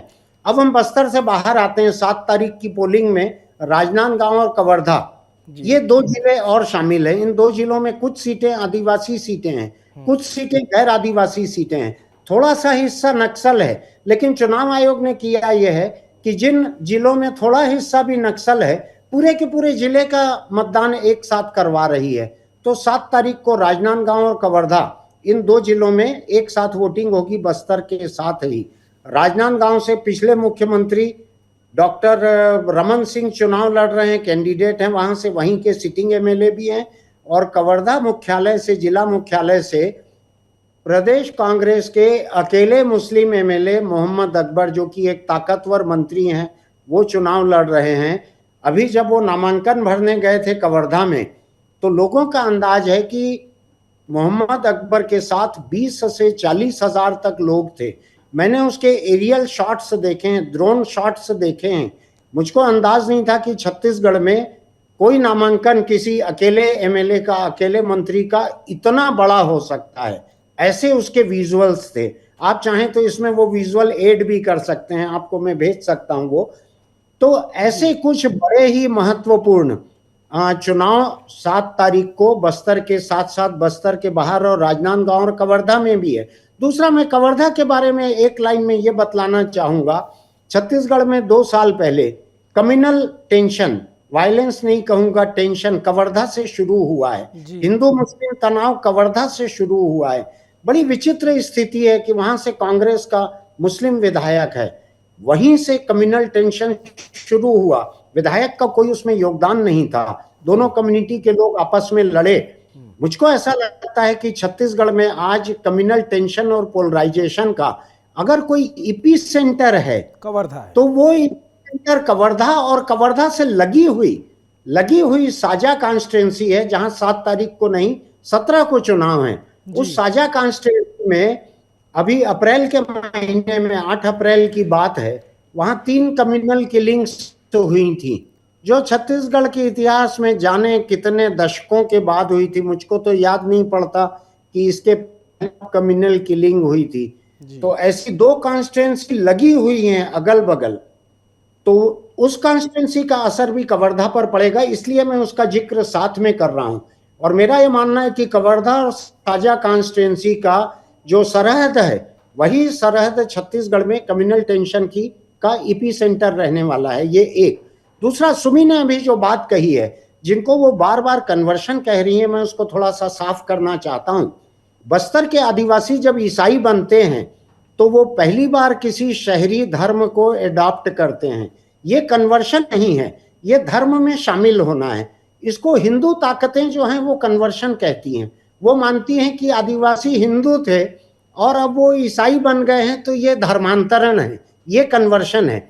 लेकिन जो लोग आदिवासी संस्कृति को जानते हैं, या जो नेताम जैसे आदिवासी नेता हैं, उन सब का ये मानना है, जो मनीष कुंजाम वहां से सीपीआई के नेता हैं, उनका ये मानना है कि आदिवासी न हिंदू रहता न ईसाई रहते। जब आदिवासी ईसाई बनते हैं तो वो पहली बार किसी धर्म को अपनाते हैं, वो हिंदू बनते हैं तो भी पहली बार किसी धर्म को अपनाते हैं। वहां जो वायलेंस हो रहा है ऐसे आदिवासियों के साथ जो ईसाई बनते हैं, वो बहुत ही भयानक है। और उन आदिवासियों का ये मानना जायज है कि प्रदेश की कांग्रेस सरकार और कांग्रेस पार्टी उनके जख्मों पे मरहम लगाने से कोसों दूर बैठकर एक गैलरी, स्टेडियम के गैलरी में बैठी हुई है ऑडियंस की तरह। ऐसा उन आदिवासियों का मानना है, ऐसा मेरा भी मानना है। आपने सर जो चीज़ें बताई हैं उसमें से 2-3 सवाल मेरे मन में आते हैं। पहला कि आपने जो अरविंद नेतराम और ये छोटी छोटी पार्टियों की बात कही, इसको ये किसका वोट काटेंगी? अरविंद नेतराम खुद कांग्रेस के नेता रहे हैं, तो ये लोग किसका वोट काटेंगे? पहला सवाल तो ये है। इसका आप थोड़ा ब्रीफ में जवाब दे दें, फिर मैं दूसरे सवाल पे आता हूँ। देखिए, मेरा ये मानना है कि ये 5 लोग जो चुनाव वहां पे लड़ रहे हैं, इनमें से अधिकतर लोग या तो कभी कांग्रेस पार्टी में रहे हैं या कांग्रेस पार्टी के हिमायती रहे हैं। जो बसपा के वोटर रहे हैं वो परंपरागत रूप से कांग्रेस के वोटर माने जाते थे। जोगी कांग्रेस तो निकली ही कांग्रेस से है। जो हमर राज पार्टी नेता की है, ये भी कांग्रेस निकली हुई पार्टी है। गोंडवाना गणतंत्र पार्टी आदिवासियों के बीच की पार्टी है। आदिवासी एक समय कांग्रेस के परंपरागत वोटर थे, और जैसा कि बस्तर का पिछला नतीजा बताता है, 12 में से 11 सीटें आदिवासियों ने ही दी थी, आदिवासियों ने ही कांग्रेस को दी थी। तो कांग्रेस परंपरागत वोटर हैं। लेकिन ये 5 पार्टियां जो अभी चुनाव लड़ रही हैं, जिसमें 5वीं पे मैं अभी आखिरी में आता हूं, आम आदमी पार्टी। आम आदमी पार्टी हाफ हार्टेडली लड़ रही है। आधे दिल से लड़ रही है यहाँ पर चुनाव। अभी उसके 45 कैंडिडेट डिक्लेयर हुए हैं और कल रात को जब मैंने उसके छत्तीसगढ़ के प्रभारी जो हैं, दिल्ली के एमएलए हैं संजीव झा, हाँ संजीव झा, उनसे जब मैंने बात की कि आपके पार्टी में ये अफवाह है यहाँ पे कि आप और कैंडिडेट खड़े नहीं कर रहे हैं, कांग्रेस के समर्थन में आप आगे कैंडिडेट खड़े करने से रुक जा रहे हैं, कांग्रेस का साथ दे रहे हैं, तो उन्होंने बड़ी डिप्लोमेटिक जबान में मुझको कहा कि हाँ अब हम और कैंडिडेट खड़े नहीं करेंगे, जो 45 कैंडिडेट खड़े हो गए हैं वो हो गए हैं, अब आगे हम नहीं करेंगे, लेकिन इसका कांग्रेस से लेना देना नहीं है, हमारे पास उतने अच्छे कैंडिडेट नहीं है, उतने ज्यादा वोट पाने वाले, इसलिए हम नहीं खड़े करेंगे। मैं 1 महीने में 4 बार इस बात को कह चुका हूं, सुमी उसकी गवाह हैं, मैं आपके भी किसी कैमरे से ये बात कह चुका हूं कि छत्तीसगढ़ में आम आदमी पार्टी कांग्रेस के साथ कोई ना कोई तालमेल करेगी, ऐसा पहले दिन से मुझको दिख रहा था। दोनों इंडिया नाम के गठबंधन में भागीदार हैं और वहां से गठबंधन का एक दबाव इनके ऊपर है। यहाँ पे आम आदमी पार्टी की 3 बड़ी बड़ी सभाएं हुई, जिसमें से एक बहुत बड़ी सभा जो सबसे क्राउडेड थी वो बस्तर के जगदलपुर में हुई थी, जिसमें केजरीवाल और मान 2 चीफ मिनिस्टर थे आम आदमी पार्टी के।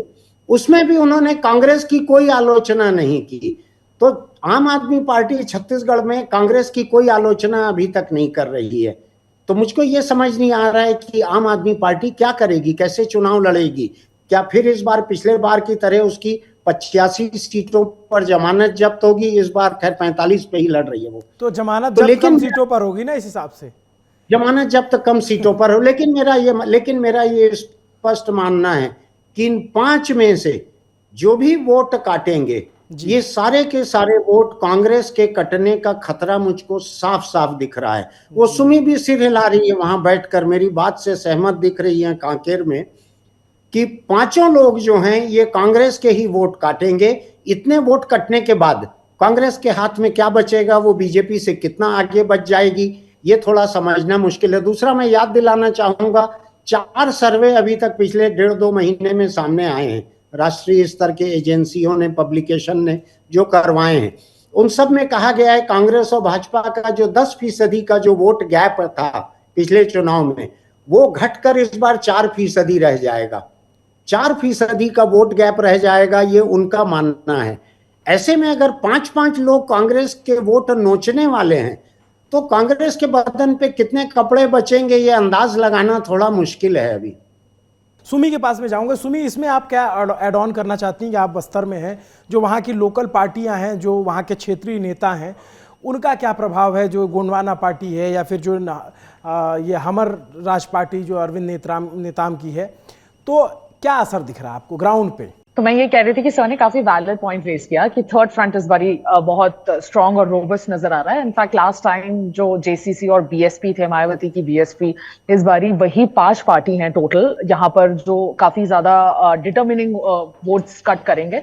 और इनफैक्ट ये सारे वोट, जैसा कि सर ने कहा, कांग्रेस के ही पाले से जाएंगे और कांग्रेस के ही काट होंगे, बिकॉज वो ही एक विनिंग पोजीशन पे वो एक विनिंग पोजीशन पे नजर आ रहे हैं। और जितना भी जो लॉस है, जो बेस्ट एवर परफॉर्मेंस कांग्रेस का हो सकता था, वो लास्ट टाइम उनका हो चुका है 2018 में। सर ने जिसको कहा कि वो कन्वर्जन नहीं है, इनफैक्ट वो अडेप्टेशन है, adaptation of a different religion all together. तो वो जो सर पॉइंट आउट कर रहे थे, इट्स वेरी करेक्ट।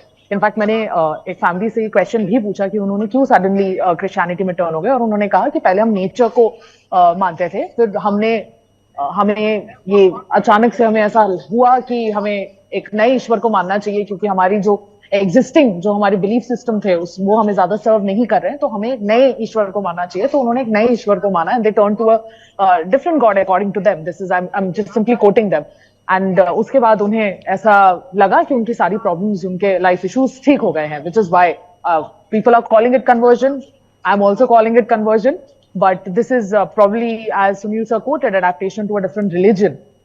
तो उसमें भी उन्होंने यही कहा कि हम दोनों पार्टीज को नहीं चाहते हैं, हम बीजेपी को भी नहीं चाहते हैं, बिकॉज वो कम्युनलाइज करते हैं चीजों को, वो काफी रेडिकलाइजेशन में चले जाते हैं, और कांग्रेस को इसलिए नहीं चाहते बिकॉज उन्होंने हमारे ही फंडामेंटल राइट्स को प्रोटेक्ट करने में काफी ज्यादा फेल हो गए। तो उनके लिए एक थर्ड ऑल्टरनेटिव बहुत ज्यादा इंपॉर्टेंट है, और उनके पास एक एरे ऑफ ऑप्शंस है इस बारी थर्ड ऑल्टरनेटिव्स के लिए। स्पेसिफिकली अगर हम बस्तर की बात करें तो सर्व आदिवासी समाज का फ्लोट किया हुआ Hamar Raj party is going to be very very crucial, और उसके अलावा गणतंत्र गौंडवाना पार्टी भी बहुत ज्यादा क्रूशियल होने वाला है। तो जो थर्ड फ्रंट का जो ऑप्शन है, जो एक 7.6% का वोट 2018 में उनको गया है, इस बार उससे ज्यादा वोट्स जाने के चांसेस है, लेकिन 7.6% में भी जेसीसी के 5 सीट्स थे एंड बीएसपी के 2 सीट्स थे।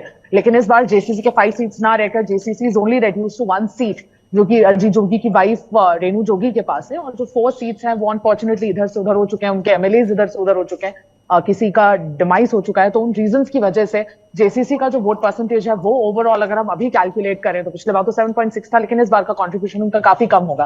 तो जेसीसी इस बारी थोड़ी सी कंपैरेटिवली वीक लग रही है। जैसे कि सर ने कहा, आम आदमी पार्टी काफी लाइटली इस पूरे इलेक्शन को ले रही है, कॉम्प्रोमाइज वे में इलेक्शन लड़ रही है। मुझे कहीं ना कहीं लग रहा है हमर राज पार्टी, गणतंत्र गौंडवाना पार्टी, ये जो ट्राइबल फैक्शंस हैं, ये बहुत ज्यादा बस्तर में एक चेंज लाने वाले हैं। And we have to, it remains to be seen, we have to wait and watch कि किस तरह से ये वोट्स को कट करने वाले हैं। अगर ये 5 से 10 के वोट्स को भी कट करते हैं किसी भी सीट पे, तो वो किस्सा ही बदल सकता है, किसी भी सीट का पॉलिटिकल लैंडस्केप बदल सकता है इस बार। जी, क्योंकि छत्तीसगढ़ में विधानसभा इतनी बड़ी नहीं है कि वहाँ मार्जिन बहुत ज़्यादा हो। 5,000 का वोट काटना बहुत बड़ी बात हो जाएगी। बहुत कुछ जो है आखिरी वक्त में चुनावी प्रबंधन पर भी निर्भर करता है, खास करके विधानसभा चुनाव और इस तरीके के लार्जर स्केल के जो चुनाव होते हैं, किसका प्रबंधन कितना बेहतर रहता है, कौन अपने वोटर तक ज़्यादा पहुंचता है और अपने वोटर को खींच करके बूथ तक लाता है। लेकिन ये जब 7 तारीख को वोट होगा तब हम उस पर नज़र रखेंगे। अभी जो हम सुनील सर, आपकी बातों से जो मेरा दूसरा प्रश्न निकला था उस पर मैं आपसे जवाब चाहूँगा। आपने कहा कि दीपक बैज जो हैं वो, उनकी ये चाहत हो सकती है कि वो मुख्यमंत्री मतलब भविष्य में बन और किसी की भी चाहत हो सकती है, किसी की भी महत्वाकांक्षा हो सकती है। और मुझे लगता है जब मैं उस रैली का गवाह था, बिलासपुर में जब रैली हो रही थी, तो मैं मंच के ठीक सामने खड़ा था। राहुल गांधी मंच पे आते हैं तो, और टीएस सिंहदेव, भूपेश बघेल, कुमारी शैलजा, दीपक बैज और तमाम बड़े नेता, तमाम मंत्री सब आते हैं।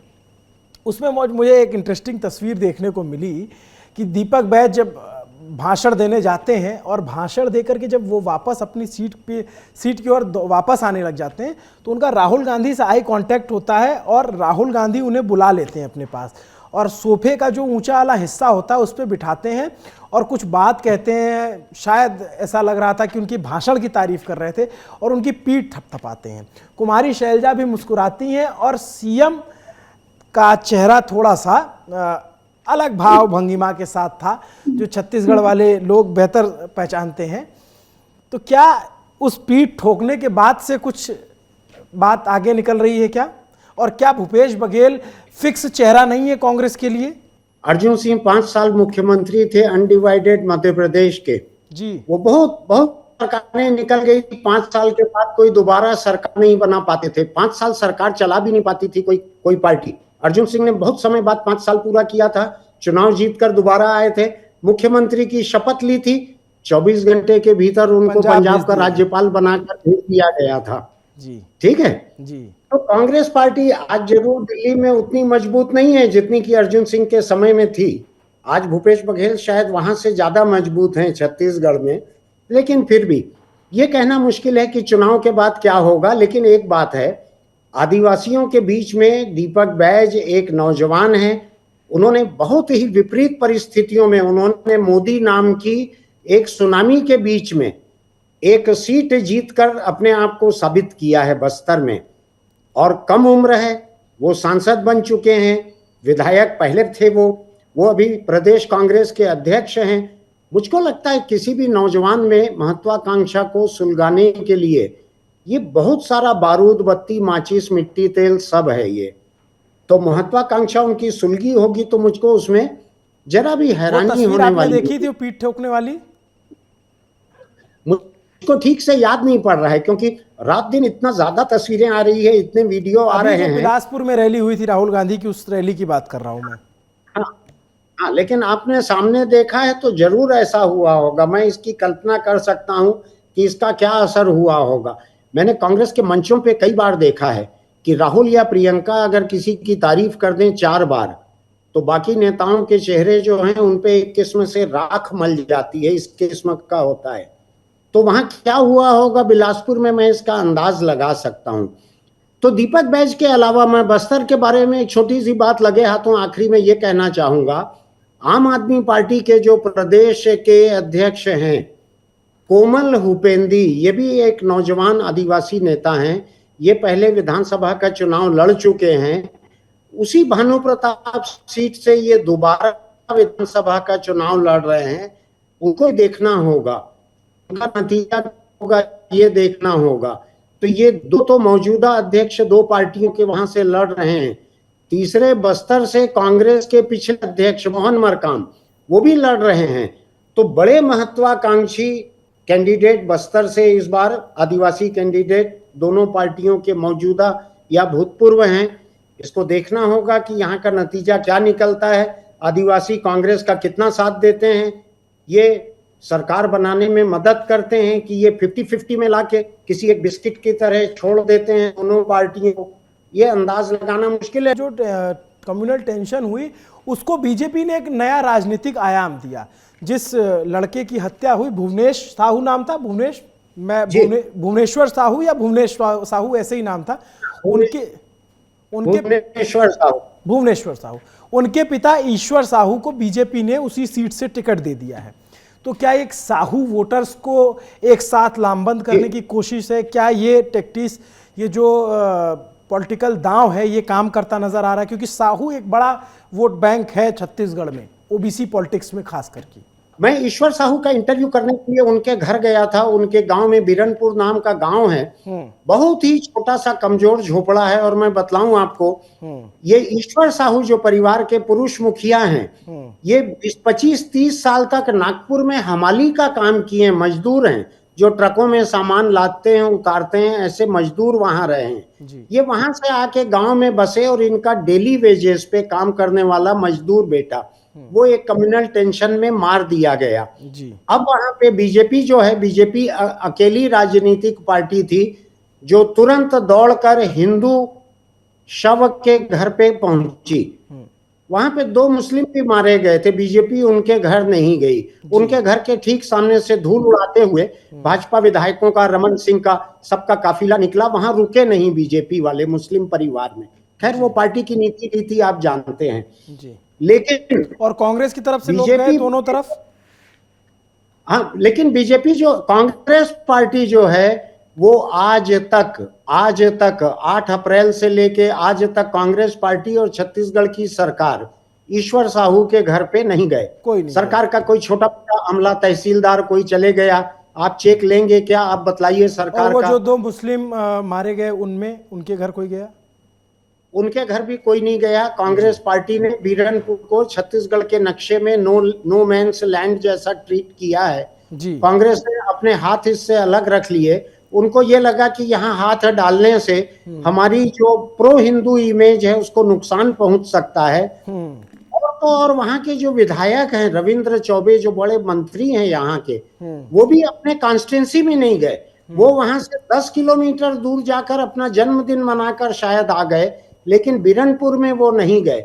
ऐसे ईश्वर साहू के घर अगर बीजेपी के 12-13 विधायक पहुंच गए, भूतपूर्व मुख्यमंत्री रमन सिंह पहुंच गए, नेता प्रतिपक्ष पहुंच गए, बीजेपी के पार्टी अध्यक्ष और सांसद पहुंच गए, उस ईश्वर साहू को 11 लाख रुपए का चेक देकर आए बीजेपी के लोग, और उस वर्ष ईश्वर साहू को उन्होंने अपना कैंडिडेट बनाया है जी। इससे ज्यादा कोई पार्टी किसी परिवार के लिए क्या कर सकती है? जिसने अपना बेटा खोया है उसके घर जाके इतना बैठ के आना, इतनी गमी करना, चाहे उसके पीछे बीजेपी का मकसद जो भी हो, परिवार की मदद तो हुई, परिवार के साथ हमदर्दी तो हुई। कांग्रेस ने बिरनपुर में कुछ नहीं किया, लेकिन बीजेपी ने वहां जाके ईश्वर साहू के परिवार की जितनी मदद की, जितनी हमदर्दी दिखाई, उससे वो परिवार भी भाजपा के साथ हो गया। और अभी जब भाजपा ने ईश्वर साहू को कैंडिडेट अपना बनाया है तो मैंने इसको बीजेपी का एक मास्टर स्ट्रोक कहा था। मैं कम्युनल पोलराइजेशन में भरोसा नहीं करता, लेकिन रिलीजियस पोलराइजेशन और कास्ट पोलराइजेशन भी छत्तीसगढ़ में इलेक्शन स्ट्रेटेजी का हिस्सा है। ईश्वर साहू की शक्ल में बीजेपी 2 पोलराइजेशन कर रही है। पहला पोलराइजेशन साहू समाज का, जो कि छत्तीसगढ़ की ओबीसी में सबसे बड़ा तबका है, सबसे बड़ा समाज है जी। किसी और ओबीसी जाति के इतनी आबादी छत्तीसगढ़ में नहीं है जितनी साहुओं की है। तो ये एक बड़ा मुद्दा है। दूसरा मुद्दा यह है कि ईश्वर साहू का मुद्दा चूंकि हिंदू मुद्दा भी है, चूंकि मुस्लिम उसमें गिरफ्तार हुए हैं कत्ल करने में, और 2 मुस्लिमों के कत्ल करने में हिंदू गिरफ्तार हुए हैं, इसलिए ये एक कम्युनल मुद्दा भी है, इसलिए ये हिंदू पोलराइजेशन का मुद्दा भी है। इसीलिए अमित शाह ने जब राजनांदगांव में आम सभा की, वहां का हिस्सा नहीं था ईश्वर साहू की कॉन्स्टिट्यूंसी, नांदगांव जिले का, कवर्धा जिले का भी हिस्सा नहीं था, लेकिन ईश्वर साहू को अमित शाह ने स्टेज पर पेश किया। उसके बारे में कुछ गलत तथ्य भी अमित शाह ने कहे, जिसके बारे में इलेक्शन कमीशन से शिकायत हुई है। वो एक अलग मुद्दा है, वो लंबी कहानी हो जाएगी और 1-1.5 मिनट लगेगा उसमें। तो मैं आपको ये कह रहा हूं कि ईश्वर साहू की शक्ल में छत्तीसगढ़ में 2 पोलराइजेशन हो रहे हैं।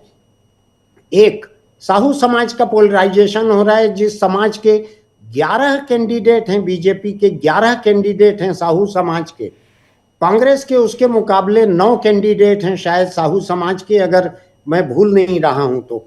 ये इतना महत्वपूर्ण समाज है, इसकी आबादी ओबीसी के भीतर इतनी अधिक है, तो बीजेपी ने ये 2 पोलराइजेशन का काम किया है। मैं कम्युनल पोलराइजेशन पे कमेंट नहीं कर रहा हूं, क्योंकि अभी उन्होंने anti Muslim anti Christian front पे ईश्वर साहू को इस्तेमाल नहीं किया है। लेकिन मेरा मानना है कि धार्मिक पोलराइजेशन और जाति पोलराइजेशन के लिए ईश्वर साहू एक बड़ा प्रतीक बन के सामने आया है। बहुत दीनहीन, बहुत गरीब है। मेरा ऐसा मानना है कि पूरे स्टेट में बीजेपी के जितने कैंडिडेट हैं, शायद ये सबसे ही गरीब आदमी है। बिल्कुल, बहुत साधारण परिवार और उससे उठ कर के आए और बेटे की किलिंग हुई तो उन्हें बीजेपी ने टिकट दिया। ये सारे फैक्टर। सर, लास्ट कमेंट आपका चाहूँगा। मेरा एक सवाल ये है कि छत्तीसगढ़ का चुनाव आज की तारीख में कहाँ खड़ा है? दिल्ली वाले पत्रकारों की नज़र में, जैसे ये कई लोग कहते हैं कि छत्तीसगढ़ तो कंफर्टेबली कांग्रेस जीत रही है, गिरे से गिरे हालत में 55-60 तो आ ही जाएंगे, 68 ना सही, या फिर छत्तीसगढ़ में बैठकर देखने पे समझ में आता है कि नहीं, कुछ गेम अभी बचा हुआ है, कहीं कुछ तो गरारी फंसी हुई है, जितना आपकी बातों से लगा। मैं गेम के बारे में आपसे ये कहना चाहूंगा कि भाजपा के आरएसएस के जितने बड़े नेताओं से मेरी बात हुई है जी, उनका सबका ये कहना है कि आप देखिएगा कि नैरेटिव तो एक दिन में चेंज हो जाएगा, नैरेटिव तो एक दिन में चेंज हो जाएगा। उनसे मैं कहता हूं कि आज तो पूरा का पूरा नैरेटिव कांग्रेस के पक्ष में दिख रहा है। प्रदेश के करीब करीब 1 करोड़ ऐसे खेतीहर मजदूर, किसान परिवार और ग्रामीण अर्थव्यवस्था से जुड़े हुए कारोबारी, जिनके करीब 1 करोड़ वोट होते हैं 2 करोड़ 3 लाख में से 50%, वो लोग भूपेश बघेल से खुश दिख रहे हैं। तो क्या नैरेटिव चेंज होगा? उनका कहना है आप इंतजार कीजिए, कुछ ऐसा होगा कि नैरेटिव एक दिन में चेंज हो जाएगा। अब ये आसमान से किसी उल्का पिंड के गिरने की या किसी दूसरे ग्रह के किसी प्राणी के आने की उम्मीद करते हुए मुझको बीजेपी के लोग दिख रहे हैं। मैं नहीं जानता कि इतना बड़ा क्या होगा, ऐसा क्या हो सकता है, लेकिन बीजेपी बड़ी उम्मीद से है। अभी भी वो हारी नहीं है, अभी भी उम्मीद से है। लेकिन मैं छत्तीसगढ़ का चुनाव आज की तारीख में जितनी चीजें वोटरों के सामने हैं, मैं इस चुनाव को आज अगर वोट डल जाए तो मैं इसको कांग्रेस के पक्ष में एक हवा देख रहा हूं। मैं आज रुझान कांग्रेस के पक्ष में है। बीजेपी अभी से लेके 7 तारीख के बीच में जो चुनावी घोषणा पत्र आएगा, जिसके बारे में मुझको एक क्लू मिला है, मैं फिर अपनी एक खबर को किल करके आपके सामने रख रहा हूं, क्योंकि मैं छुपाने में भरोसा नहीं रखता। मुझको ये कहा गया है कि भाजपा का चुनावी घोषणा पत्र कर्ज माफी भी लेकर आएगा और धान के मामले में जो कुछ भूपेश बघेल ने किया है उससे 21 करेगा। मैं नहीं जानता कि ये दोनों काम कैसे करेंगे, क्योंकि भाजपा 5 राज्यों का हवाला देगी जो मोदी और शाह ने पिछली बार रमन सिंह को दिया था कि आप चाहे चुनाव हार जाएं, हम न कर्ज माफी करेंगे, न धान का बोनस देंगे, न धान का इतना दाम देंगे, बॉक्स नहीं खोलेंगे, क्योंकि हमको पूरे देश में सरकार चलानी है। अब शायद 5 साल पहले के मुकाबले उनके पास प्रदेश कम रह गए हैं। शायद 2024 का चुनाव मोदी को, शाह को कुछ ज्यादा ट्रिकी लग रहा होगा। तो लोगों का ये मानना है कि इस चुनाव में, मैं खुद अपना एक अंदाज बतला रहा हूं, मुझको लगता है कि 5 राज्यों के लिए बीजेपी शायद कोई ऐसा एक संयुक्त घोषणा पत्र लेके आए जिसमें एक मिनिमम कॉमन प्रोग्राम रहेगा, किसान कर्ज माफी, धान का बढ़ा हुआ दाम और फिर अलग अलग राज्यों को कहा जाएगा कि आप अपने स्तर पे अपने घोषणा पत्र और बनाइए। एक राष्ट्रीय पार्टी के रूप में भाजपा हो सकता है कि एक कॉमन मिनिमम प्रोग्राम वाला घोषणा पत्र इन 5 राज्यों के लिए लेके आए। ऐसा कोई बड़ा करिश्मा होगा तो नरेटिव क्या चेंज होगा ये कहना मुश्किल है, लेकिन आज भाजपा की जो उम्मीद दिख रही है मुझको ये फाल्स पॉजिटिव लग रही है। मुझको लग रहा है कि केवल उम्मीद कर रहे हैं कि नरेटिव एक दिन में चेंज हो जाएगा, नरेटिव एक दिन में चेंज हो जाएगा। हालांकि कल सुबह तक ईडी ने राजस्थान में जो कार्रवाई की है और छत्तीसगढ़ में कांग्रेस नेताओं और भूपेश सरकार के खिलाफ ईडी जिस तरह से हाइपर एक्टिव है और पूरे देश में शायद सबसे ज्यादा एक्टिव है यहाँ पे, मैं नहीं जानता कि बीजेपी के नेताओं की ये उम्मीद की नरेटिव एक दिन में चेंज हो जाएगा, क्या उस इशारे का ईडी की किसी होने वाली कार्रवाई से लेना देना? केंद्रीय नेतृत्व से उम्मीद है या फिर ईडी से उम्मीद है? मुझको लगता है इनको दोनों से उम्मीद है। ये दोनों बातों को रूल आउट नहीं कर रहे हैं बीजेपी के यहाँ के नेता। लेकिन मैं आपको एक दिलचस्प बात बता के इस बातचीत को खत्म करूंगा। बिल्कुल। वो दिलचस्प बात यह है कि छत्तीसगढ़ में कांग्रेस की पूरी कमांड भूपेश बघेल के हाथ में है, कांग्रेस के राष्ट्रीय लीडरशिप के हाथ में नहीं है। कुमारी शैलजा का दखल नहीं है? नहीं, उनका दखल ऐसा है जो सेरेमोनियल रहना चाहिए। जैसे शादी में गणेश जी की स्थापना पहले होती है हिंदू शादी में, उस किस्म से उनको जो सम्मान मिलना चाहिए उनका सम्मान बरकरार है। पोस्टर तो बदल गए हैं। पिछली बार मैं गया था तब सिर्फ सीएम के पोस्टर थे। वो स्लोगन बदल गए हैं। जो आप कह रहे हैं बिल्कुल सही बात कह रहे हैं, उसका मैं जिक्र कहीं कहीं कर भी चुका हूं। लेकिन मैं आपसे कह सकता हूं, छत्तीसगढ़ कांग्रेस की पूरी कमांड भूपेश बघेल के हाथ में है। दूसरी तरफ मैं इसको कांग्रेस की गुटबाजी से परे देख रहा हूं कि कांग्रेस छत्तीसगढ़ में लोकल लीडरशिप, भूपेश बघेल की लोकल लीडरशिप के अंडर चुनाव लड़ रही है। भाजपा पूरी तरह से नेशनल लीडरशिप के अंडर में बैठे इंतजार कर रही है करिश्मे का। तो छत्तीसगढ़ में बीजेपी के पास ब्रांड कका का कोई विकल्प नहीं है। उनको लग रहा है कि ब्रांड मोदी ही कुछ नैया पार लगा पाएंगे।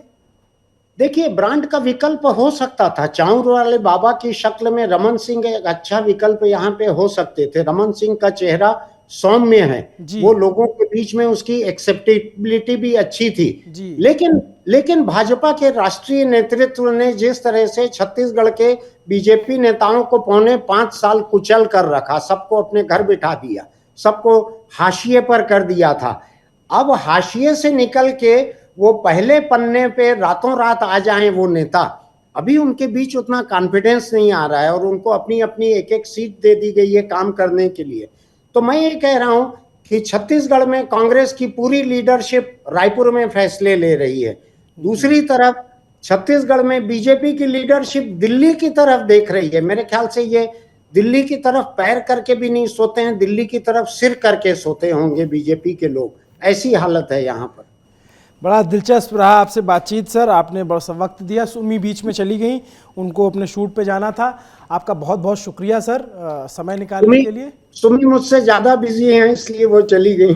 वो बता रही थी कि राजदीप जी के साथ है और कांकेर में है, तो उन्हें थोड़ा सा इधर उधर कहीं जाना पड़ा। लेकिन बहुत अच्छा लगा बातचीत करके सर। हम आगे भी नेता नगरी में आपको बुलाते रहेंगे, आपसे बातचीत करते रहेंगे, छत्तीसगढ़ के और इनसाइट लेते रहेंगे। एक बड़ा दिलचस्प है, जैसे बातचीत में आप लोगों को समझ में आया होगा, छत्तीसगढ़ में भूपेश बघेल का एक मजबूत चेहरा तो है कांग्रेस के पास, और जानकार कहते हैं कि बहुत सालों बाद हाल फिलहाल के उसमें कि एक मजबूत दमदार चेहरा, ओबीसी चेहरा जो है कांग्रेस ने स्थापित कर लिया है।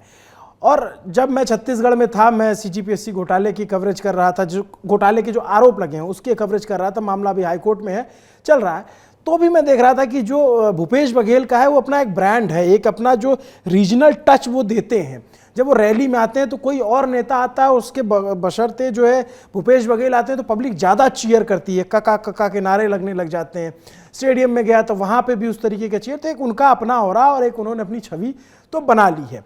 पोस्टर की बात जो मैं कर रहा था कि कुछ दिनों पहले तक, आचार संहिता लगने से पहले, बड़े बड़े बिलबोर्ड, चाहे आप रायपुर चले जाएं, चाहे बिलासपुर चले जाएं, चाहे बेमेतरा चले जाएं, कहाँ इधर भी आप जाएंगे, जो भी अर्बन ज़िले हैं, अर्बन जगहों पे, वहाँ पर बड़े बड़े पोस्टर भूपेश बघेल के लगे थे और नारा था भूपेश है तो भरोसा है।